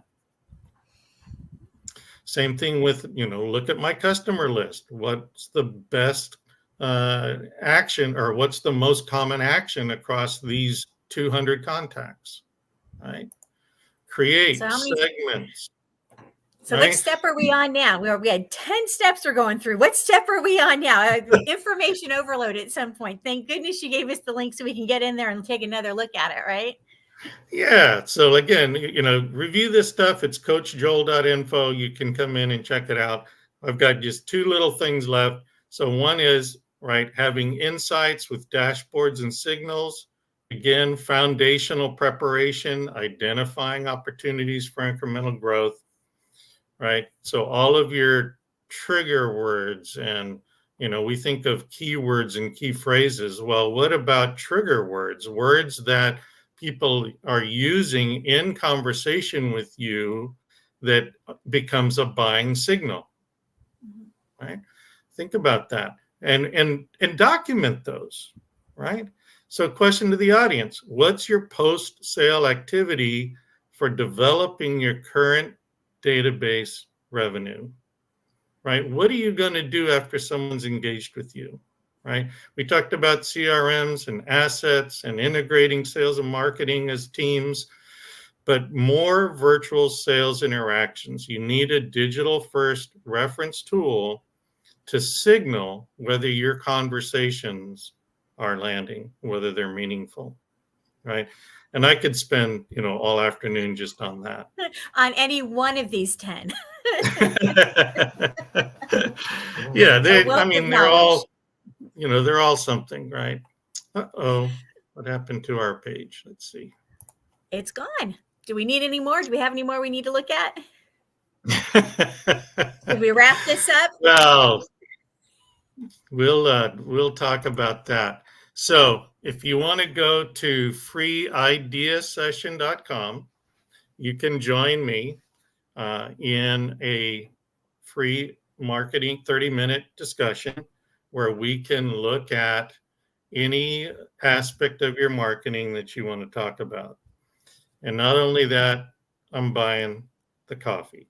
So come on in, have a marketing chat with me, and I'm happy to share some time with you. That's awesome. I love it. Timothy, you going to come back in and come hang out with us? We missed you. Hey, I it's always nice to have a backup internet. Like, when it's storming and yada, yada, yada, we all know, we've all been there. So I'm back. I'm on option 2. When the power goes out and it's storming, it's always nice to have that. So, it's been storming here in Dallas too, so I totally understand. As long as one whistle on, we're doing good, right? That time of year, yeah, that's it. Hey, Joel, it's nice that we're staying warm and we're connecting and learning from you. There's a lot to that process, but what happens is people end up missing 2 or 3 of those. And they wonder why their marketing's not working. Each one of those are not huge steps. They're micro steps. They're kind of baby steps in the process, but they're all very, very important. So for those who haven't taken a screenshot of that QR code, at least reach out to Joel and ask him any questions you have. freeideasession.com, freeideasession.com, I believe is the link. Did I say it right, Joel? That's correct. Yeah. freeideasession.com. It'll drop you right on my calendar, and you can pick a time that's convenient for you. Great. And we'll sit and chat, and I'll buy you. So we have the free resource through the QR code, and then access to Joel. So you're looking at thousands of dollars worth of value there, kind of a double positive there with Joel Snyder. So reach out to him on LinkedIn, set up a time with him, freeideasession.com. Take a quick picture of that QR code, and you'll just be rocking and rolling. You'll have your systems, your structures kind of all dialed in, so that you don't have any more cold traffic dead ends, or at least very little. Like you want as little of that as possible. All that work we put into generating conversations, interactions. I love that ROI, return on interactions. That's brilliant. Also, the distinction between sales and marketing. We oftentimes conflate the two or mix the two, and there's a reason that we mix it. I mean, at certain times for certain conversations. But really appreciate you making those distinctions. You're obviously a marketing nerd, and you love it. You love it. You love it. I've been in the rooms with you. I've been on stages with you, all the different things. And it's just great how you complement. Christine's more of the spontaneous, a little bit of structure, but let's just get some things done and then see what happens. And she pivots very well. And so that works for her strategy. But what you've laid out here today was just a very step-by-step. And there's all different personalities. And we all work together, ladies and gentlemen, believe it or not. This is how we do it. Like, we get in a room, we offer extreme value, because 2 or 3 or 4 or 5 heads are better than one. Like, as long as you can as long as you can work together, then it works out really well for the clients, for the other power partners. Most of our members double and triple their revenue if they take these type of principles and put them into place. And also our clients. Let's not forget our clients. I mean, they end up rocking it because they go through this process. One of the clients that Joel and I have worked on recently have increased their new revenue by over $1 million. Okay, so this stuff works. This is not theory. This is application. Okay, I think we increased the call volume and limited the cold traffic dead ends by, I think, 1,000 phone calls or something crazy like that. So ultimately, and Joel has all the data. He's the data guy. So ultimately, it's just fun to be able to work with professionals. Really appreciate that. So Joel, have we landed the plane for you well? Is this good? Love it. Yeah, love it. No, it's a privilege and an honor to be here and to share some knowledge with the audience today. And it's always great to interact with all the members here at the Giver Marketing Network. And it's my pleasure and privilege to support any of our marketers, with some good background knowledge and ideas and opportunities for them to grow. So, I don't know everything, but I've been doing it for a while. And if I can avoid you sharing in some of my mistakes, I'd love to be able to do that. Yeah. A great mentor in the group. Absolutely. Thank you, Joel. Good job, Joel. Appreciate it. All right, Christine, help us introduce the next presenter, and then I'll fire off as many questions as I can along the way. So this will be fun. We're going to have fun today. Our next presenter is Tim Palmer. Let's bring him in. Hey, Tim. Welcome. Hello. We got Timothy and Tim in the house. Yeah, that's what helps us keep it straight. Is he goes by Timothy, I go by Tim. We're all good. Tim Palmer. Say it 5 times. Tim Palmer, ladies and gentlemen. Come on. This is our SEO Google Map expert right here, and he's going to wow us today. I am really looking forward to hearing about it. It's all about the SEO, the organic website, the Google Map rankings. I mean, this is all the nerdy stuff that I don't play in, so I'm going to be taking notes. So I'm going to hop off screen, take notes, and pass them off. There you go. Great. Thank you, Christine. Appreciate that. Tim, I love rocking it with you, man. This is good. It's another Tim from another mother. You know what I mean? Like just a brother kind of scenario. But we're going to talk about local SEO today. So, ladies and gentlemen, if you have a business that generates revenue from within 50, 100-mile radius, maybe a little bit more, this is definitely going to be for you. And you want to grab.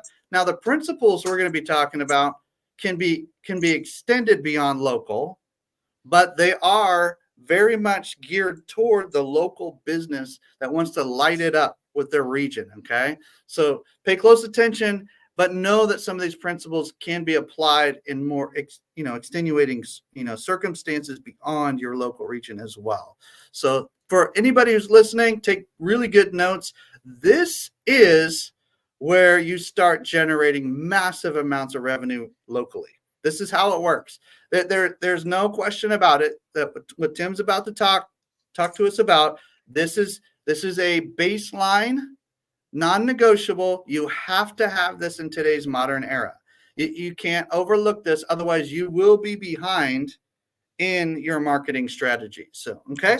All right. So visibility, SEO, local maps, like these kind of things, get ready, get your brain ready for Tim, because he's going to bring his share screen here in just a second. Actually, I want to bring it up right now, but Tim, tell us a little bit of your journey. Like, how did you get into the marketing space before we bring up your visuals?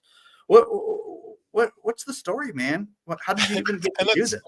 And that's funny, Timothy, because I'm probably the only marketing person that got introduced to SEO and marketing in general through pizza ovens, where my brother and I had a website selling pizza ovens, teaching people how to use pizza ovens. We did this 5-6 years ago when it was all new for the home users. And it's just such a fun thing that we would do. And both cooking pizza and making pizza and sharing that experience with the community at large. And so when I went to go, they say in E-Myth, right, I had the entrepreneurial seizure and decided I want to run my own business. I want to help people. I decided to take that experience I had, that knowledge I had, and help specifically local businesses. Right. And by local businesses, I mean those near me businesses. If your clients do a Google search and they would say near me, right, a dentist near me, or an attorney, or a plumber, or a roofer near me, it's those. I just have this passion for helping those near me businesses get found by new customers in the local communities that they serve. And I also, so that's how I got started, and that's where my passion lies now. There's always a pizza connection, Tim. We just got to find it. That's the important thing. And you brought it front and center with pizza ovens and all that. And I'm sure you played around with the algorithms and just the different things and the different tools that were available at that time. And then you've just continued to grow ever since. And so now you're able to help other businesses. So cool. Absolutely. And I help businesses grow from all types of SEO. But local SEO for those local businesses is what I'm most passionate about. And realistic, I want to show also where so many people don't realize that Google Maps is such a great tool. So we'll go into that more later, but everyone thinks my website has to be what I rank on Google. And I want to show for most local businesses, that's actually a mistake to only focus on a website. I want to show that Google Maps will actually help them rank above websites for what we call local searches. Let's bring them both up. Let's go. Let's do perfectly. This. All right, so everyone could see my screen here. You could rock and roll from there. Bring up what you need to bring up, my friend, and take a quick picture of that QR code if you get a second, ladies and gentlemen. That's a good one. Absolutely. That QR code will go to an ebook. So if someone's like, I gotta go, I wanted to give you that ebook up front, and it is essentially how to maxify your business. I love making up words, right? Maxify, but I use it as a verb. Maxify your business using Google Maps. Awesome. All right. Take it away, friend. Excellent. So I just want to make sure everyone, we keep saying local SEO, we keep saying SEO. Just want to make sure everyone understands that means search engine optimization, which is a strategy to find new customers by ranking at the top of Google searches. So local SEO is the same as SEO. Just specialized for businesses in, as we've said, in that local service area. So I'm a native Arizonan, and I'll be your tour guide through this journey, right? This local SEO journey. And since I'm a native, I wanted to share a lot of my native Arizona with you as well. So what's an adventure without seeing some really cool sites? So each of my slides, I'm going to take you through a visual journey of the cool places in Arizona while I take you on a local SEO journey as well. All right, so I talked a little bit about this. Why do I love local businesses?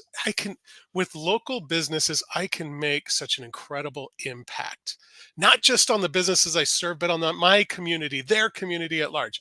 I believe that most of us have a larger mission in life, things we want to accomplish for ourselves, for our families, for our communities, but we need to get ourselves into a financial position that we can fulfill our missions. So business owners trust Maxify Marketing. They trust me to deliver a steady flow of new customers that they need to achieve that freedom. And if I can get more of my clients to say things like, hey, we got more than 100 new patients in a month for the first time, right? We're breaking records. Q3 revenue this year is 400% higher than Q3 of last year. Those are things my clients have said. I love that because I know that if this kind of stuff is happening, if we're making that much of an impact with Google Maps, right, then they can have more freedom of time with their family and their personal missions.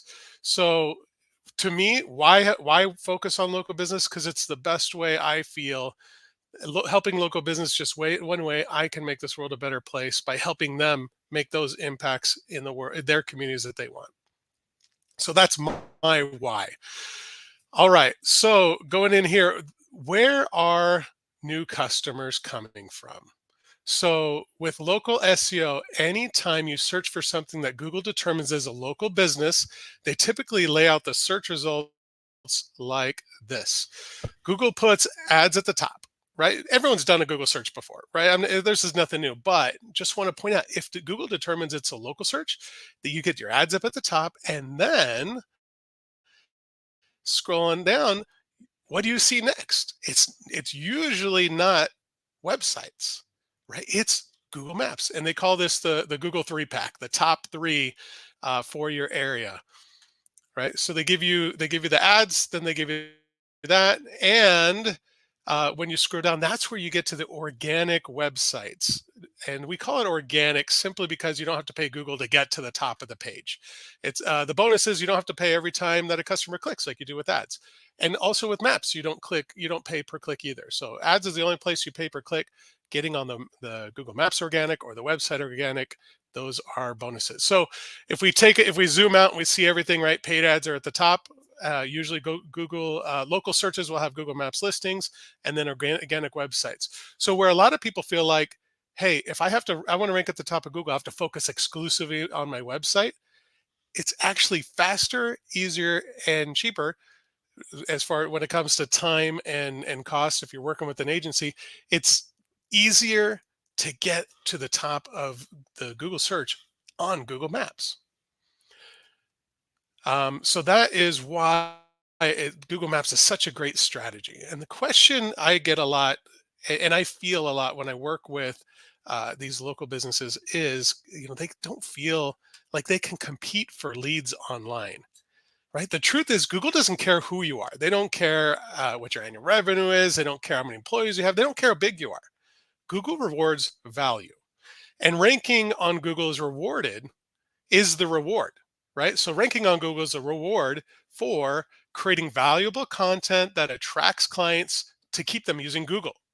Right? So that's all the algorithm tends to be. Let's give a good customer experience so they keep using the Google product, right? They keep coming back to Google because they want this experience. So I help local businesses, I keep using Maxify, right? I help them maxify their online visibility so they could be found by their ideal new clients. So we could break local SEO into 2 parts: ranking factors and conversion factors. So ranking factors increase your visibility online. They're the things you do that cause Google to put your Google Map listing and website in front of more eyeballs, right? In front of more potential clients, potential customers. The more people that see your Google Maps listing, the more candidates you have to call you, click on your website, or walk in your door.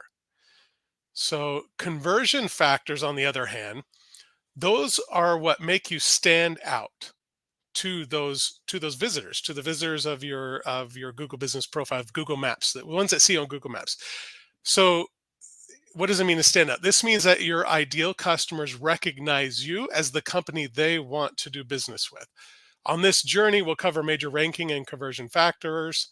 For example, conversion factors be like reviews and things like that. So that's what we're going to go through, is going to teach you the most important things to focus on when you want to rank and when you want to get chosen by the customers.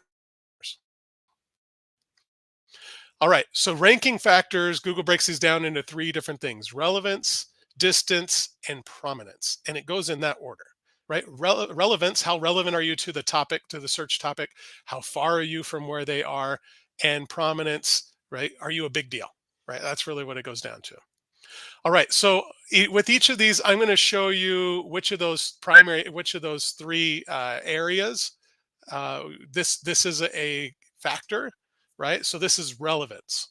And then I'm going to show you the number, right? So as far as the top ranking factors, the very top ranking factor is primary category. Number 6 is the secondary category. So in other words, make sure you get both of these right, right? So to help you understand relevance, want to talk. So the 3 on the left, sorry about that. So the 3 on the left, I want to talk to you about, give you a story, a case study as we go here, where recently a divorce attorney came to me, divorce lawyer came to me. And the top 3 on the left for his area, these are the top 3 businesses. And I tend to just mark out business names, so don't worry about that.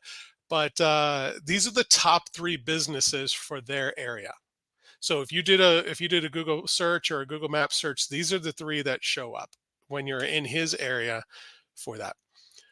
So the client, though, this is his listing on the right. He isn't there on the right, or he isn't there in the top 3. That's where he wants to be, because that's where most of the leads go. So while they all offer the same services, right? Notice here that all top 3 have the same essential primary category, has to do with divorce, right? Because I was searching divorce lawyer. So this one has primary divorce lawyer, primary divorce service, divorce lawyer. Secondary is divorce lawyer, right? Look at the client.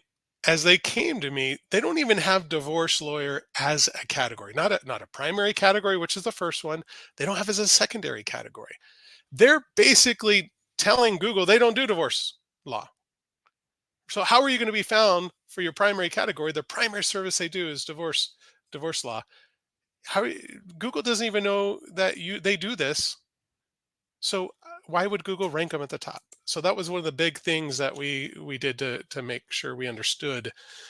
That's number 1. The most important thing is get the primary category right. It's great to cheat, look at others and say, okay, what are the other top rankings doing? Let's do that. Let's also make that our secondary categories. All right. So moving forward, also a relevance ranking factor, keywords in the Google business profile. You'd be surprised how many businesses pass up the chance to put keywords in their Google business profile. So the business title, which is also their business name. For example, I brought up here, a hair studio listed their Google business profile as Augusta Ranch. Well, what is Augusta Ranch? Does that tell Google anything? Does that tell me as a user anything? Luckily, the pictures tell me what it is, because Google puts those up there as the relevant pictures. But without those pictures, I would have no idea what Google Ranch is. So, but the funny thing is their website lists them as Augusta Ranch Hair Studio. So if they were to put, instead of Augusta Ranch, put Augusta Ranch Hair Studio in here, then it would be a lot more clear to Google and to visitors, people that see them on the Google Maps. It would make it much more clear that they do hair. So keywords in the Google business profile is really the number 2 on of a ranking factor. Number 3 and 4 have to do with distance. You may have noticed when you search for a local business, Google does not always give you the closest options, but being close sure helps, as distance is certainly a key ranking factor. Also, if a local search lists a city in it, that means Google will give the ranking benefit to businesses closest to what Google determines to be the city center. So that's why there's two different things. It just, while they sound the same, they're very different, right? My city, I live in Mesa, Arizona. It's a very big city, very spread out. Cities in the West tend to be much more spread out than cities, say, in the Northeast, right? So I could be very far. I'm 20 miles from the city center. So clients, so that's where my office is. So clients that would see me because of distance, because of proximity, they are going to be likely far away from the city center. But if someone were to search for something like pool cleaner in Mesa, they would get to the city center. They would get results, or more likely get results, closer to the city center, right? And that's where even searches, Google's kind of like dropped off things like near me, where if you're saying pool cleaner in Mesa, it's going to give you results closest to the Mesa city center. If you say pool cleaner, Google's going to assume pool cleaner near me, and they're going to prioritize, although not always give you the closest, but they're going to prioritize businesses that are closer to your physical location at the time of searching. So distance is important, but there's ways that we can overcome that just by ranking super strong for our local service area and extending our bubble. I call it a bubble. You put a pin where your business is, and you extend your bubble of influence beyond your pin. So we can overcome that, but I just want you to understand the two different ways Google sees local searches, depending on what the term is being used. All right. Now we're moving on. We obviously we had the relevance, distance, and now we're going to have the prominence. Are you a big deal? Okay, so I wanted to show you this little screen here. A customer rating is a number you get from an average score you receive from Google customer reviews, like 4.8 or 4.9. The goal is obviously to maintain a high Google rating between 4 and 5, and getting as many reviews as possible. All right. I've had clients worry about asking customers for reviews because they would be afraid they might get a 1-star or a 4-star or a 3-star, and they want to keep a perfect 5-star rating. And this is a mistake, right? It's okay to have a 4.5. It's okay to have a 4.8. In fact, some customers, they actually prefer, believe it or not, there's a study where customers actually prefer not having a 5.0 rating because they feel it's more genuine that they have. They've had some customers say something negative about them. But pro tip, respond to every review you get, right? And when you do it, speak to the people in the future that are going to read it, not the ones you're reading reviews. Because if you do this right, you can turn a 1-star review into a 5-star review. All right. But the important thing is people are going to see these numbers. They're going to choose who they want to work with based off of these numbers. They're going to read the reviews. They're going to base their decision off the reviews. So get as many as you can. Get this number as high as you can. Get this number as high as you can, and respond to every review. Make it where they want to use you. All right. Now, bonus. Okay, here's a bonus ranking factor, something that came up in November of 2023. So it's just new, and I hope that Google realizes it was a big mistake, but it's not my decision. So hopefully in the future, this isn't a ranking factor, but it is very relevant right now. All right, so what you're going to see here is visibility grids. So Google Map visibility grids. What this is you take a city. The business that I did the scan for is right in the middle of each of these, and it's a 25 square mile section immediately around the business's vicinity, right? Each dot represents a half square mile that shows where that business ranked on Google Maps at the time of this scan. All right, so you can see that this business, which is a law firm, all right, a law firm in Scottsdale, Arizona. All right, so what happened was they were ranking really strong. We worked with them. We got them to where they are very strong in their visibility for 25 square miles around their office. Fantastic. Well, all of a sudden I ran their scan, from 1 month to the next, I ran their scan, and look here, they tanked. I couldn't understand why they were tanking. What would be such a big deal? What did we do? What changed in the algorithm that would make it look so bad from 1 month to the next? Well, went through everything, did some research, went to the industry, right? Because obviously, just like with the Giver Marketing Network, right? There's a big industry out there, and we all work together to help each other understand how Google makes changes. And what we found is that it was that when businesses are closed, right? So business being open at the time of search is a huge ranking factor right now. So I realized I had run this map during, early in the morning before the business was open, so it tanked. So I go back and ran it again while they were open, and of course it looks back like this. So heart attack, disaster averted. They were still getting, traffic. They were still being seen during normal business hours, but they weren't. Unfortunately, what this means is businesses are probably going to go out there. Everyone's now going to be 24-hour businesses, and it's going to make for a bad experience for everyone. So that's why I hope it goes away. But it's an important thing for you to consider while you are figuring out your business hours. Do you want to have a call service, call answering service, things like that? If you are a call answering service, obviously, great opportunity for you there.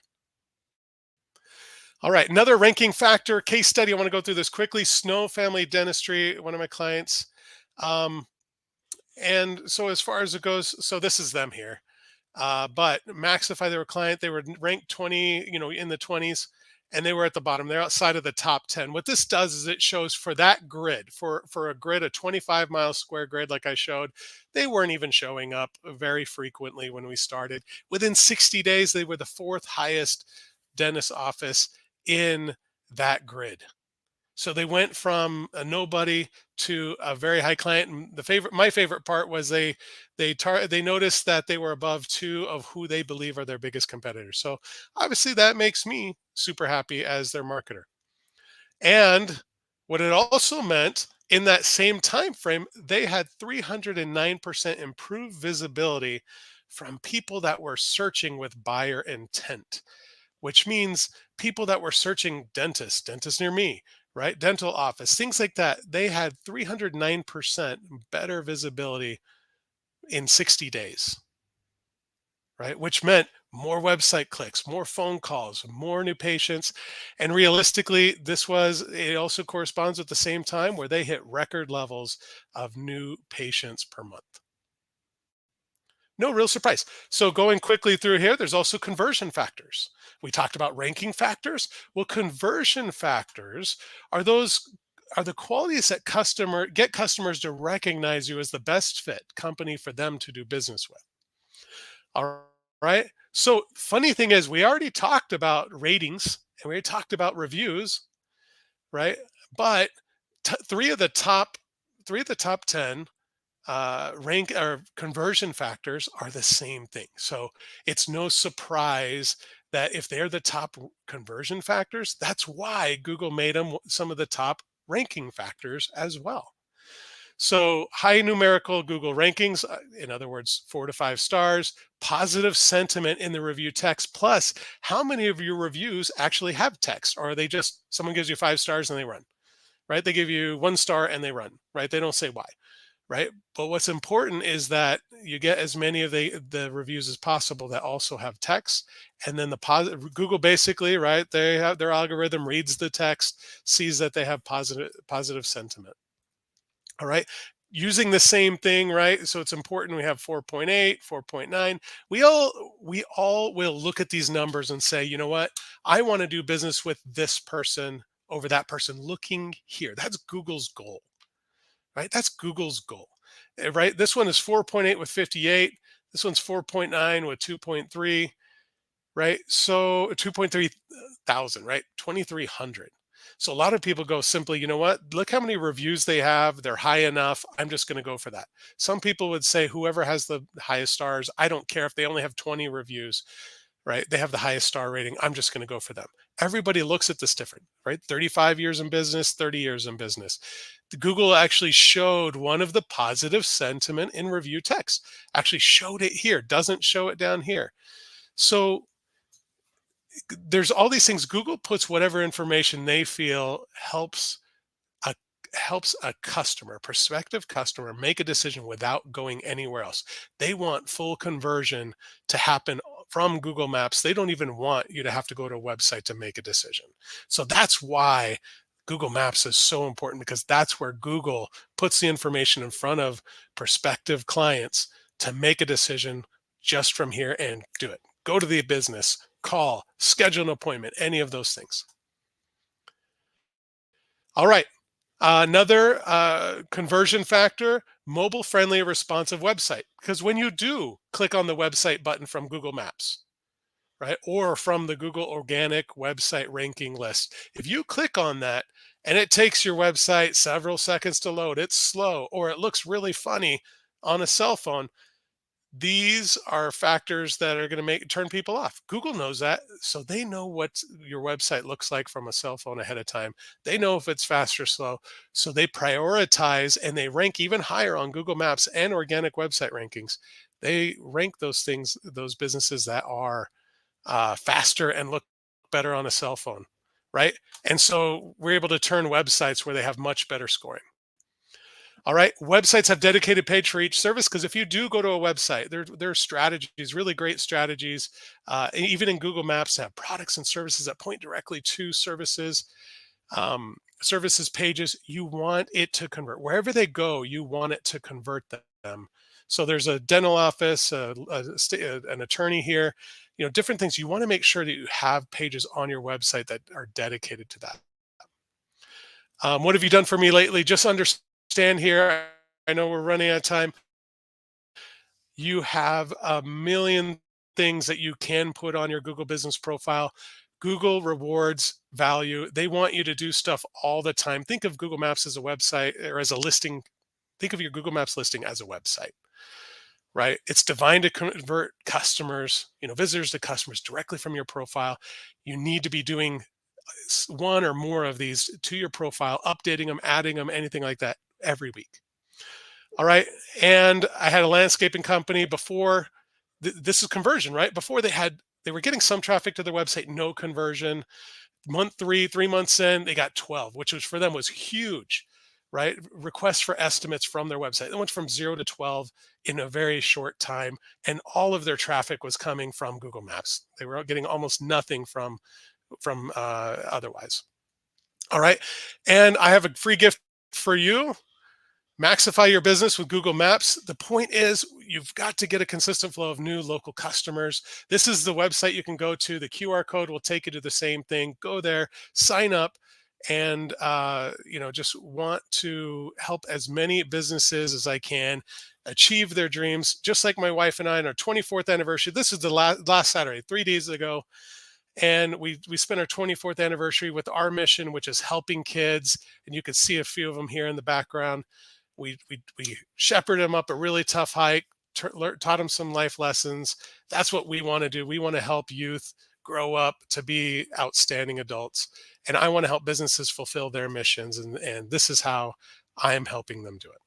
So, well, Timothy, done. That's my presentation. Love being part of the Marketing Network. Everybody, round of applause for Tim Palmer, and take a screenshot of that free gift there for you guys. I mean, who wouldn't want a library of amazing books like this? Like this is what you want to start the year. These are the gifts and tools and resources and tips and direction. And this is real talk, real businesses, real case studies.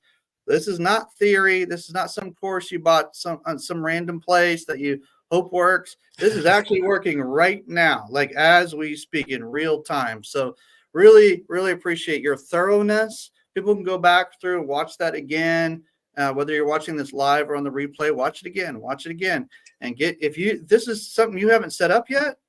What are you doing? What are you waiting for? Like, talk to Tim Palmer, ask him some questions, download his free resource.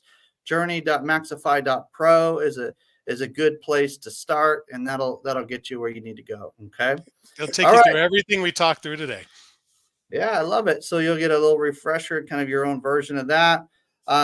So we have a couple of kind of comments, a lot of thank yous, great insights, well done. That was very visual. When it comes to Google rankings and maps and this, there's only so much visuals that are available, and the way you laid that out was really good. So thank you, Tim, for doing that. There was one person that had an interesting question. I'm gonna see if it makes sense as we kind of wrap up here. How do you address people that kind of always search the top rated and they ignore some of the they kind of ignore some of the other pieces? What do you do about that? Where people are kind of, can you gear certain businesses towards certain ways that they're kind of coming up, or how do you do that? Okay, so Google knows everything, right? Yeah. And so what they usually do, there's different ways to do this. So if you do a Google search, my screen's still being shared, right? So I just typed in dentist real quick, and you can basically say you have different filters here that you can change, and you could say I only want to see 4.5 and up, for example. And then it takes you here, it shows you a list. It takes off everyone that is that. So there's different filters that help you to do that. And then like being dentist, they give you different filters that industry specific. Okay. But that's kind of the best that you can do from that perspective. It's a really good Well, question. really, you just want to Google be understands real That's it. with your information. You want to be authentic, with the exception of the way Google is doing some weird stuff on the hours. But everything else, you just want to be very, very straightforward. If you actually service this area, you service this area. If you're open, and this is the way that you can contact us. No funny business. Just go right into everything you said today. Hey, if we had more time, Tim, we could talk for another 20 minutes. And in fact, I recommend ladies and gentlemen do that. They reach out to you and connect with you in that way. And so we're excited. We're excited. So that'll be good. I'd love nothing more, Timothy. Thank you. Thank you, Tim. Appreciate your time today and your excellence. Really appreciate it. Good job. Well, good. So we're going to jump over to my friend. We're all friends here. We all love working together. Joel Thiessen is going to bring his A game right now and give us some amazing insights on really just, I guess the best way to say it is like after the sale or post-sale marketing, kind of that nurturing your clients into kind of customer success experience of some kind, right? So we want to make sure and highlight that here in a few minutes with your visuals. But Joel, tell us really quickly, what's your background? Like, where did you come from? Why are you even in the marketing space? Like that customer success / marketing components of communication to your customers. So the reason why we're in marketing, when you look at customer service, a lot of people just look at it as, hey, we're just here to solve a problem. When the customers come in, we're just here to solve a problem. But if you actually look at what marketing is, which is it's the art of making people feel like they should buy a product or service. And if you look at it that way, your customer service team is one of your biggest marketing departments. The only difference is they're working with people who are after the sale and not before the sale. So when you ask me why I'm in this, is because I'm passionate about really getting people the amazing customer service that they deserve. And there's some companies out there that are doing it, but there's a lot of people saying that the customer service has taken a dip, especially in the past couple of years. And so what I want to do is I want to bring companies and take them to a level of customer service that will bring people back to that company again and again and again for the same product, for a different product that they offer. So that they're like, when I get this product, I know I'm going to be taken care of from beginning to end. And so that's your why. That's your kind of your mission. That's your focus. How did you get into the space? Honestly, a little by accident. So I was working at a homeless shelter, and I ended up, my now business partner was looking for someone to work in their customer service department. And I responded to the job posting and actually thought that it was to manage their customer service center. And so my business partner, who has 17 plus years in this space, was interviewing me, and she was like, so after listening to the calls, what do you think about the job? And I looked at her and said, well, we could probably save you about 20 grand a year if you made some small adjustments here and there. And I wasn't known for efficiency at that point at all. And so she asked me, she was like, we're going to give you a little bit of a leash because you don't have a reputation for this, and we'll see what you do. And in the first year, I saved them $230,000 in the first year. And Come so on. and so they were like, do you know what, Joel? We're gonna let you have the call center. We're gonna let you manage it, and we'll see what you do from here. And I was able to actually let my now business partner focus on another side of the company that she was in charge of, and she allowed me to run the call center, and it's prospered ever since. And then when my business partner and I'm just gonna kind of do this real quick here, but the company that we worked for asked us to do it again. And so I went through all their contracts and everything, and I went to look and see where else they could save money. And one of it was by giving another person their call center to run for them. And they were like, well, we want you to run it. So they looked at my boss and said, congratulations, Janine, you own a call center. And my business partner, who was my boss at the time, said, I don't want to own a call center. Congratulations, Joel, you just made partner. And so that's how I came into the space. It's kind of an odd story. That's how you make your own trail, ladies and gentlemen. That's what a pioneer and entrepreneur kind of does. They embrace the craziness of that call. So, hey, really good job just kind of explaining where you're coming from, so people kind of know how kind of you're framing the conversation. I'm going to bring up your slides. Is this the right? Is this the right? Okay, good. It well, is. hey, I want to jump right apologize into it, because I brought them in earlier and Tim was just finishing and I did not mean to put them on stage. So I'm sorry, Tim, if you're listening, that was my fault. I'll take full subliminal imagery there. Okay, I got you. I see no, I'm just kidding. I'm just messing with you. Hey, if you want to just jump right into it, that way we can leave some questions for folks in the audience. There's going to be some good content here, but really the Q&A is really where it starts getting really meaty. So set us up, man. Tee us up for some awesomeness right here. Perfect. So I'm going to take you through our strategy that we use to really wow clients.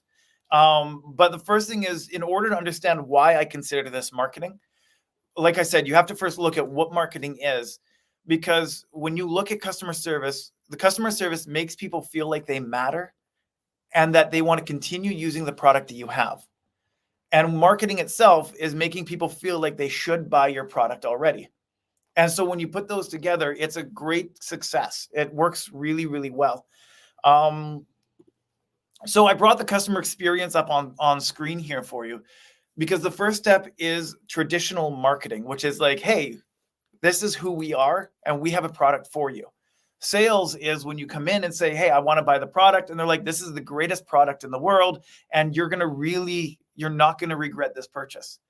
Now that they've purchased the product, a lot of people are like, we've got your money now. We don't want to, we're just going to kind of we'll have our customer service team and they can handle you.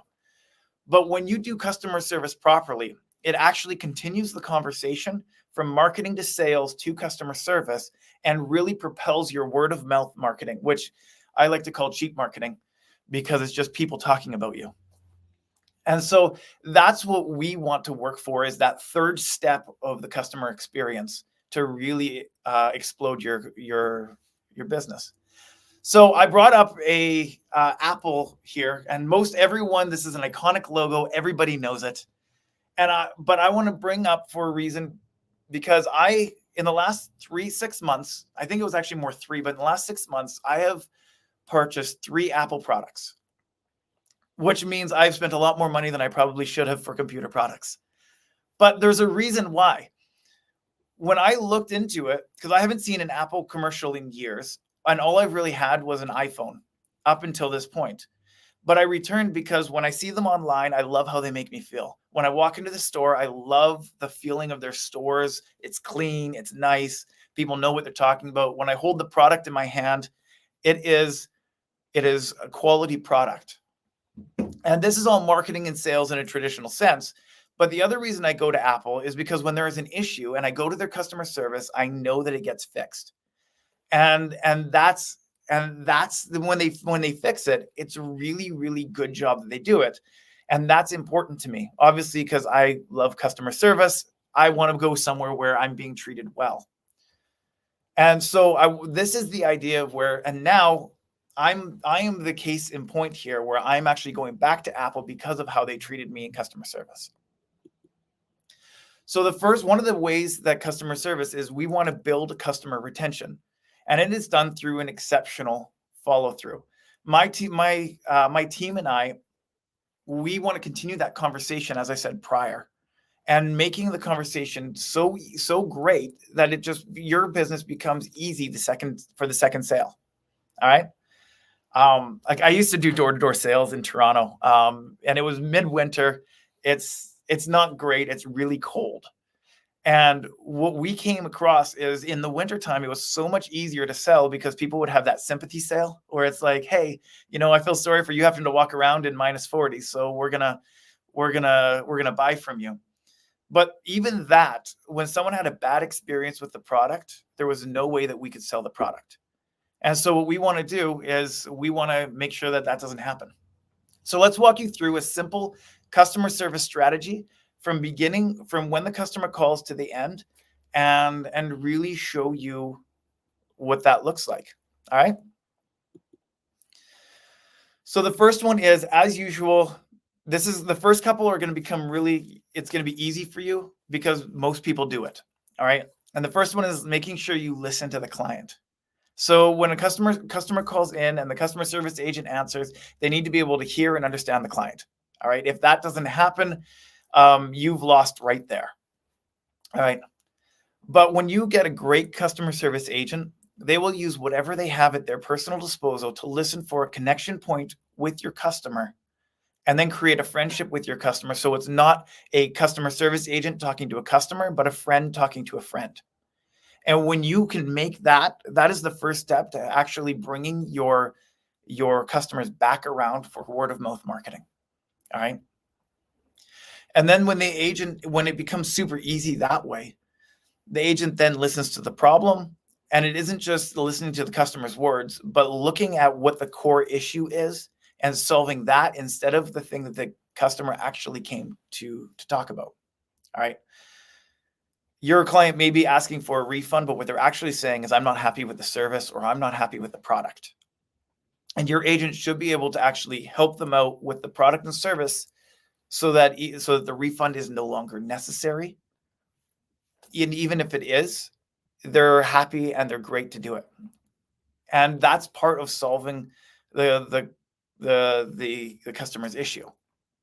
So I want to actually, these next 2 points, I'm going to put side by side today because you can't do one without the other. Listening and creative thinking is an essential part for the start of that customer service. All right. But you want to, when you're finding the solution, you have to let the client know that you care, find that connection point and really bring them in together. And when the client's brought in to the solution, then they actually feel like they're part of what's going on. And when they feel like they're a part of what's going on, they feel like they're important. And that's important. All right. We have this process that we train our agents that we call the creative solution process. And that means that we actually ask the client what they would like to see to resolve the problem that they have with the company that we're working with. And you'd be surprised that most clients won't actually ask for the maximum thing that they can be done. So we have a lot of clients that will, instead of asking for a full refund, they'll ask for a partial refund. But when you bring the client in, they actually feel like they're in control of the situation. And that gives them power in the situation, makes them feel important. And yeah, some people are going to try and get everything they can, but most people are just going to be happy with, they're going to find and propose something that's fair. Okay. Now, again, this is making people feel like they did, like the sales team and the marketing team are it's the exact same thing. And that continuity is what really brings that word of mouth marketing front and center. All right. But this right here is where most companies stop. They sit there and go, okay, do you know what? We've solved the issue. We've listened to you. Let's not go any further. But what I want to do is I want to propose that that's actually only half of your post-sale marketing. That isn't post-sale marketing. That is strictly support. That's it. And so I want to bring up the rest. What's called writing down actionable information. So when you're in a phone call with a customer and you're creating a rapport, you're going to get some information from them. Whether it's going to be an anniversary, your dog died, their children's going off to college, there's all of this information that they're volunteering to you. And what the customer service agent what we want them to do is when they're writing notes in the CRM, in their customer relations management system, this is the information that we want them to write down. And we'll show you what we do with that later. But this is not just random information. I've actually heard of a company that would actually scrape the internet for information about their clients so they can make them feel important. And that doesn't work. That's called stalking. And I'm pretty sure that's illegal. But, you know, I'll leave that to the law to decide. But what we do is we take the information that has been volunteered, and then we move to the next step of the process, which is acting on that information. All right. And I'm going to bring a whole way of looking at this. But if you just give me a second, I'm just going to push this through because we're running a little short. So when we're looking for the actionable information and we're actually acting on it, say if there's an anniversary, sending someone a card, or if there's a birthday, a card, or if someone's getting married, some flowers or something like that, what it tells the client or the customer is that you actually really care about what they're doing and you really care about their life enough that you are going to put some effort into showing them. And that's the type of company that you want to do business with. And that's what we want you to do. That's what our process is. And just bring it on to the next slide. And that's the follow-up for feedback as well. And so all of this, all 6 of these steps are about really wowing the customer and telling them we care about you, we love you, and we want the best for you. This is important. The follow-up is important. It can happen anytime after the customer solution is solved. And I recommend it happen after the actionable information is acted on, because that's already when they're wowed and they're like, oh my goodness, let's really tell these people that they did a good job. And then you'll get better feedback when you ask for reviews, either through email or through a phone call with that personal touch. The statistic is that 77% of consumers view brands more favorably if they seek out and apply customer feedback. But if they've already acted on the actionable information, that really pushes it even further. And so I want to bring in a case study here. And I use this a lot. So if you've seen me present before, you're going to hear this exact brand because I love this and I love the way they do customer service. So I don't know if you know anything about Chewy, but Chewy is a pet brand. Timothy, do you know Chewy? No? Okay. Well, Chewy is a pet brand. And what they do is they have a subscription where they will send you food and treats and stuff for your pets just on a monthly basis. And that's great. It's convenient. It's a little bit more expensive than everyone else, but it's absolutely an amazing service. Well, my father-in-law subscribed to Chewy for their dog. They had this Great Dane named Caleb.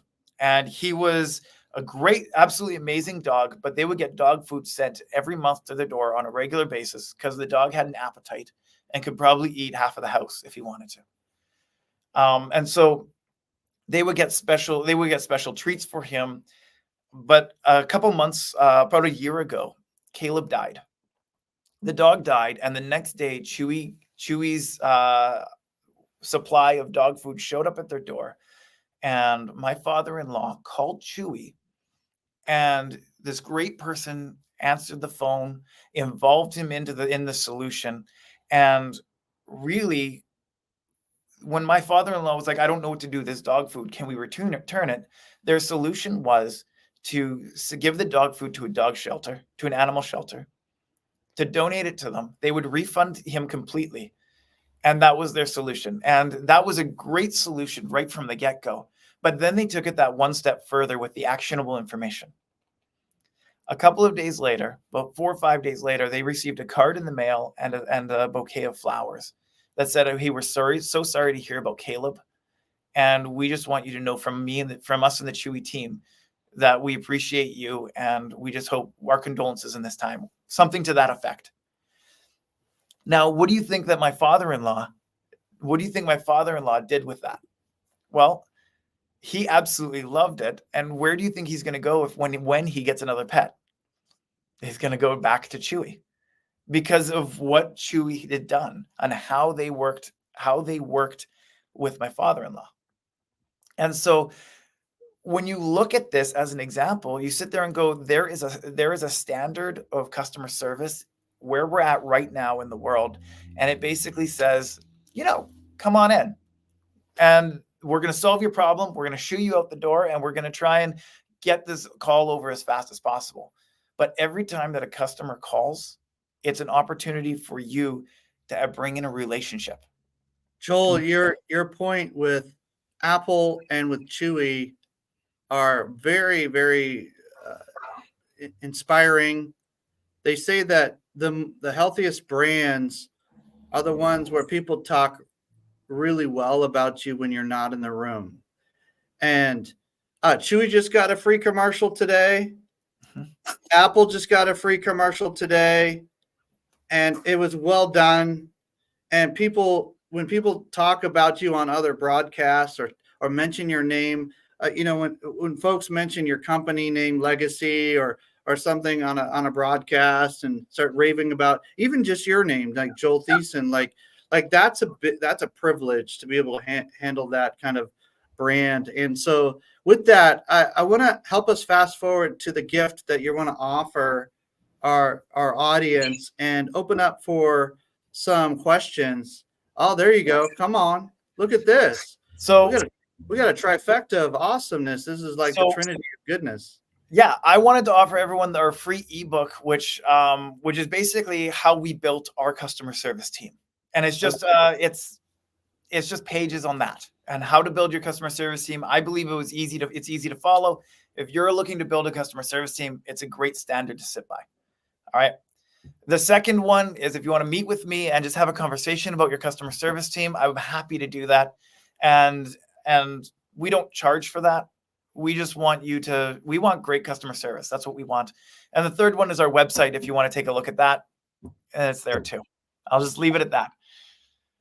I love it. Well, you see the website there on the screen, ladies and gentlemen. You can look Joel up on LinkedIn or other places as well and just kind of connect with him on social, just if you have any questions that way. But take advantage of these gifts. Like, these are for you. This is like the holidays have come and gone at the end of the year. Now we're going into the next new season of holidays. This is our gift to you as we enter into the next coming months. We want to bless you with that. Whether you're watching this live or the replay, try to grab these. If the links are still available, they're still available. So, so grab them. He may take them down at some point, but at least grab 2 out of the 3 of these for sure, and make sure that you can stay in contact with Joel. Joel, thank you for helping us care at a deeper level, understand our customers, listen well. And I know that our next guest is going to talk quite a bit about just kind of how to listen well with your clients and different things also. But we have to be able to engage with our clients, our customers, and even our own internal team at a level to where we're creating raving fans. Somebody said in the comments, advocates.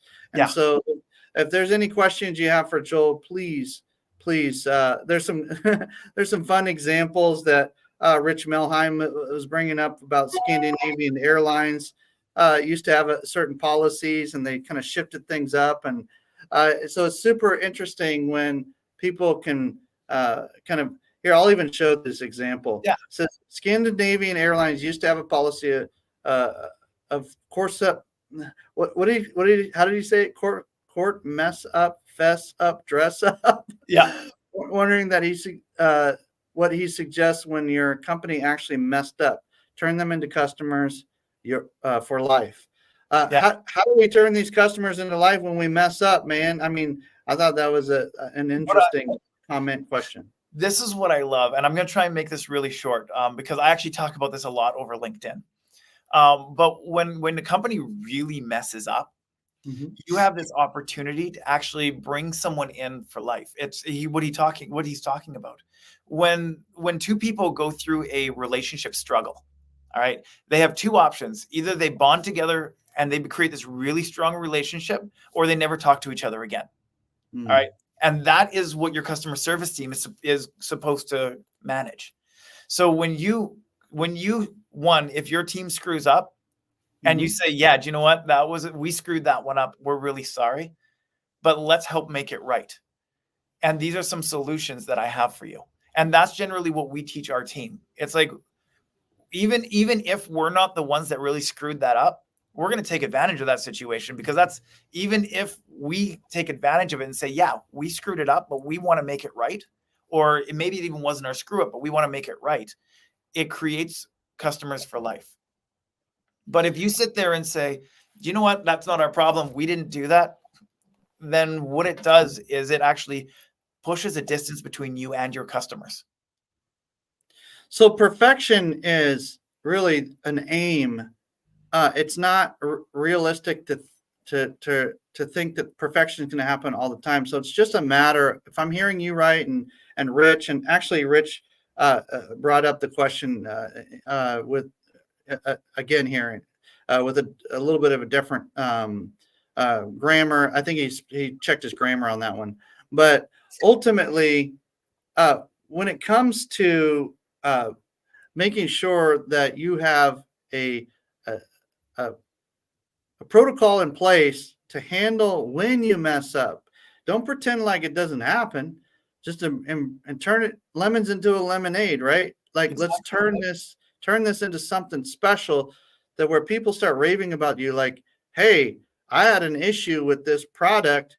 They ended up fixing it, giving me, 2 months of this product at cost, or, whatever the case may be, or giving me some extra goodies for the inconvenience. Boy, that's one of the reasons that we use Amazon. Yeah. It's because when they mess up, they own it. Nobody's perfect. Nobody's perfect, and no one expects you to be perfect. But what they do expect for you to do is to say, I made a mistake. Here, let me help you with it. Let's go. Yes, let's do it. Let's embrace the mess and try to bring, solutions that always improving, right? Progress, not perfection. Progress, not perfection. Improvement, not perfection.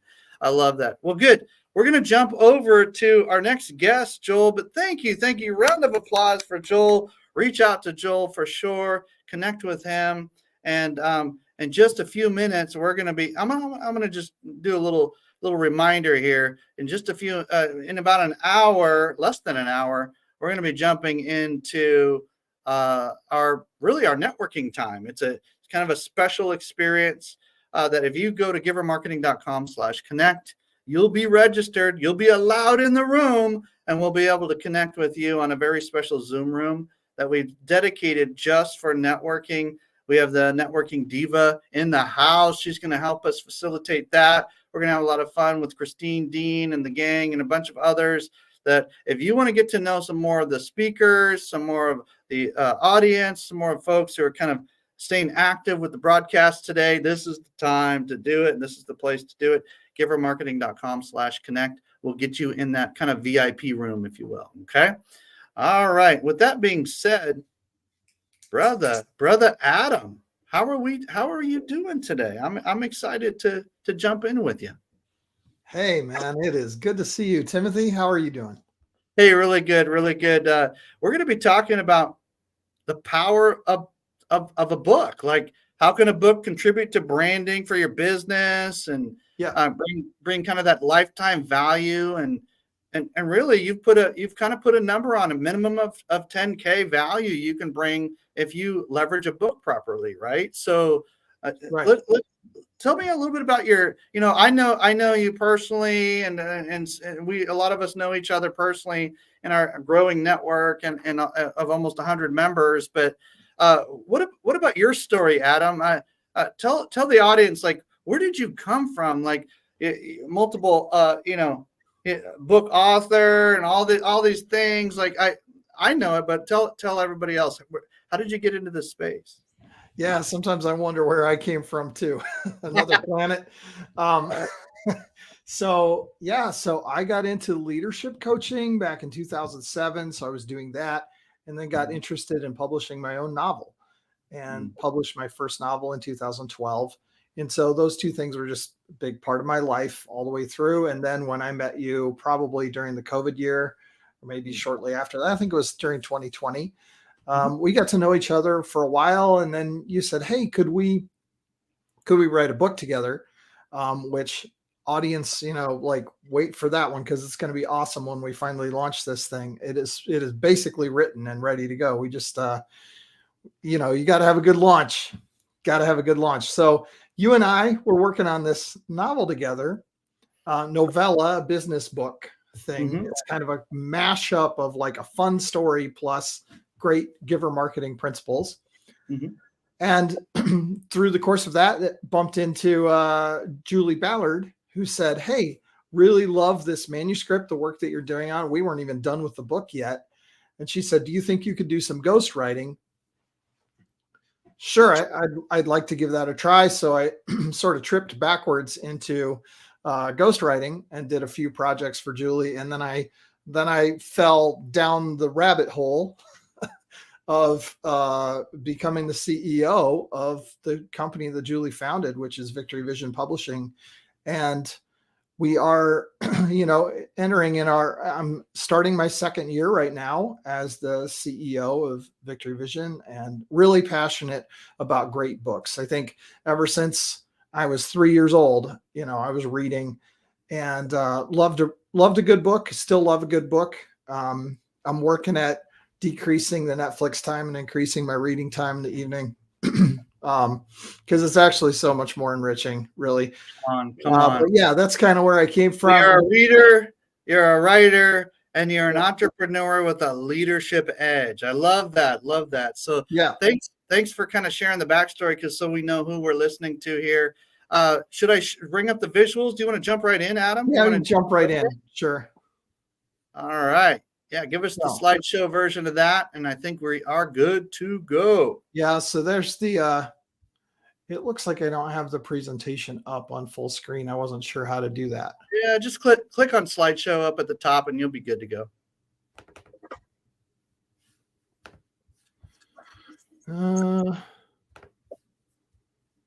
You know what? The StreamYard thing is unfamiliar to me. Okay. All right. Well, what we can do is have you we can remove it, and then we can reload it back up. And in the meantime, Christine, Dean, and I can kind of give a breakdown of what our networking time is going to be like right after your presentation. Why don't you do that? I'll see if I can get it up properly here. Cool. Sounds good. Yeah, I'm excited about our networking opportunity. I just climbed into Zoom and said, okay, let's see how many people have registered. We've got over 40 people planning coming. And that doesn't even include the last minute people that just pop in, right? Those are the ones that actually registered. So we're going to have a lot of fun today. You know me, I'm all about the networking. Place to be, Christine, Dean. When you brought this idea to the team, you said, hey, why don't we mix things up a little bit? I mean, we're going to have the visuals, we're going to have the this, we're going to have the that. But what if we made some, we're very relational.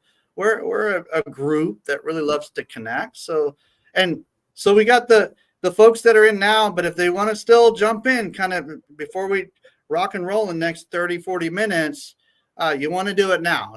Don't wait. givermarketing.com/connect. Okay. So with that little advertisement there for what we're going to be doing. It's really for you, ladies and gentlemen. If you want to connect with some amazing people, you want to do this. There's no cost to it. We just want to make sure that we have available space for you. Okay. So, all right. With that, Adam, we are ready to rock and roll. Let's go. I got it figured out. Thank you for your patience, everybody. Oh yeah, no worries. So you shared a little bit of this. Yeah, I did. So how do I advance the slide? Oh, let's get it going. I think there's a way to do it. I'm sure. Christine, do you have any hints or tips for Adam at this point? I think it's down at the bottom somewhere, probably.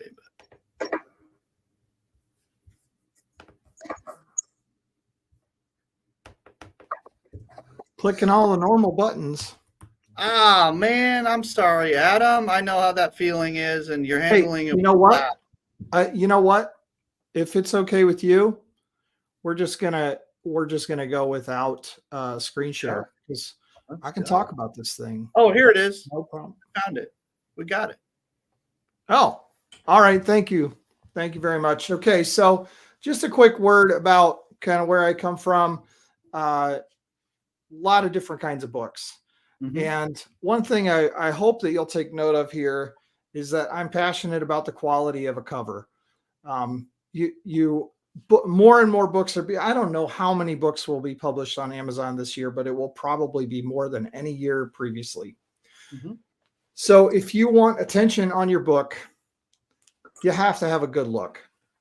That's all I really wanted to say there, is just kind of give you an example though of 7 covers of different books that I've done, and the variety of everything from novels to travelogues to poetry books to books on leadership and coaching. So About a dozen, right? A little bit more?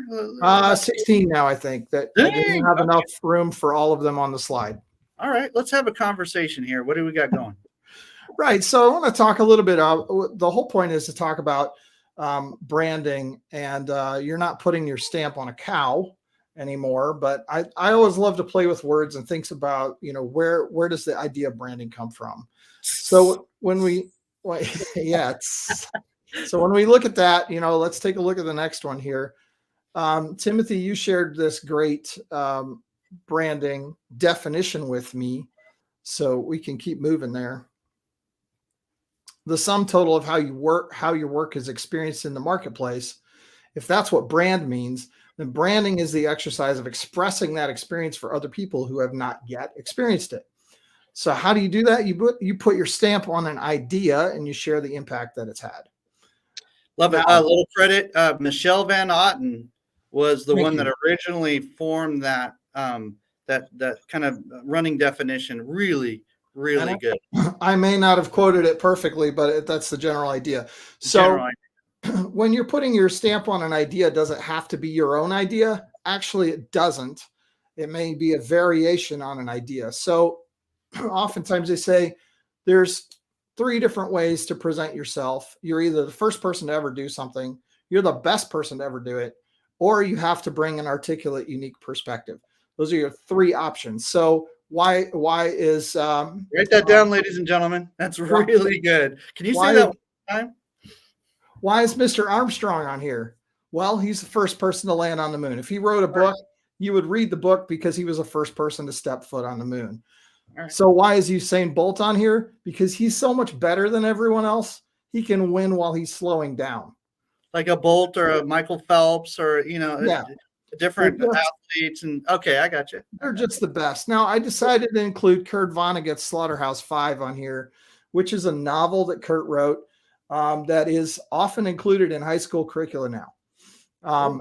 Why? Kurt Vonnegut was in a bunker during the bombing of Dresden in World War II called Slaughterhouse-Five. That was the name of the place where he was housed underground while the United States, he was a prisoner of war. So would you want to be the first prisoner of war? Probably not. Would you want to be the best one? I don't know what that means. You probably don't want to be a prisoner of war, but if you have to go through that, and you're going to write a book about it, you want to bring an articulate, unique perspective to the process. He's one of the very even going through difficulty, you can bring something of extreme value that way. Okay, right. So Kurt Vonnegut's Slaughterhouse-Five brings an articulate, unique perspective on the bombing of Dresden. So let's keep going. So when I say you in the rest of this presentation, we're primarily focused on helping coaches and experts build their brand by writing their book, but any expert business owner, consultant could be possible. And then marketers can do it. We just saw some of our last presenters have written books and they have that available as a freebie, which is awesome. And when I say you personally are the last person I'm talking to. I'm actually talking to your network, right? So when I say you, I'm talking about you, the person who is considering writing a book. So you're considering it. If anybody can, and everybody is, why shouldn't you? Well, we're actually going to talk about both reasons why you should and also why you shouldn't, because it might not be the best thing for you to do. So yeah, Timothy, you said at the top, talk a little bit about what does that mean, that what's the bottom end of the value of writing a book. And I would say if it helps you land a client that has a lifetime value of $10,000, which may require some great customer service follow-up from a $2,000 purchase, so they buy it 4 more times, right? Or it could be a 10,000 purchase one-off, or it could be a lot of dings at $9.99. Yeah, Whatever some it is. clients are worth the lifetime value. Some of What's them the are worth lifetime value? $100,000 or more sometimes. So I know we all have some of those clients. So if you have, if your ideal client right now is over $10,000 lifetime value, then continue, check the box. Yes, probably, or maybe. You're going to need to be first, best, or have a unique perspective to share. And that's really important. And then you also need to have some kind of expertise or track record. I think sometimes, for example, coaches, they're like, hey, I just started coaching last month and I need a book. Well, are you an expert coach? Probably not.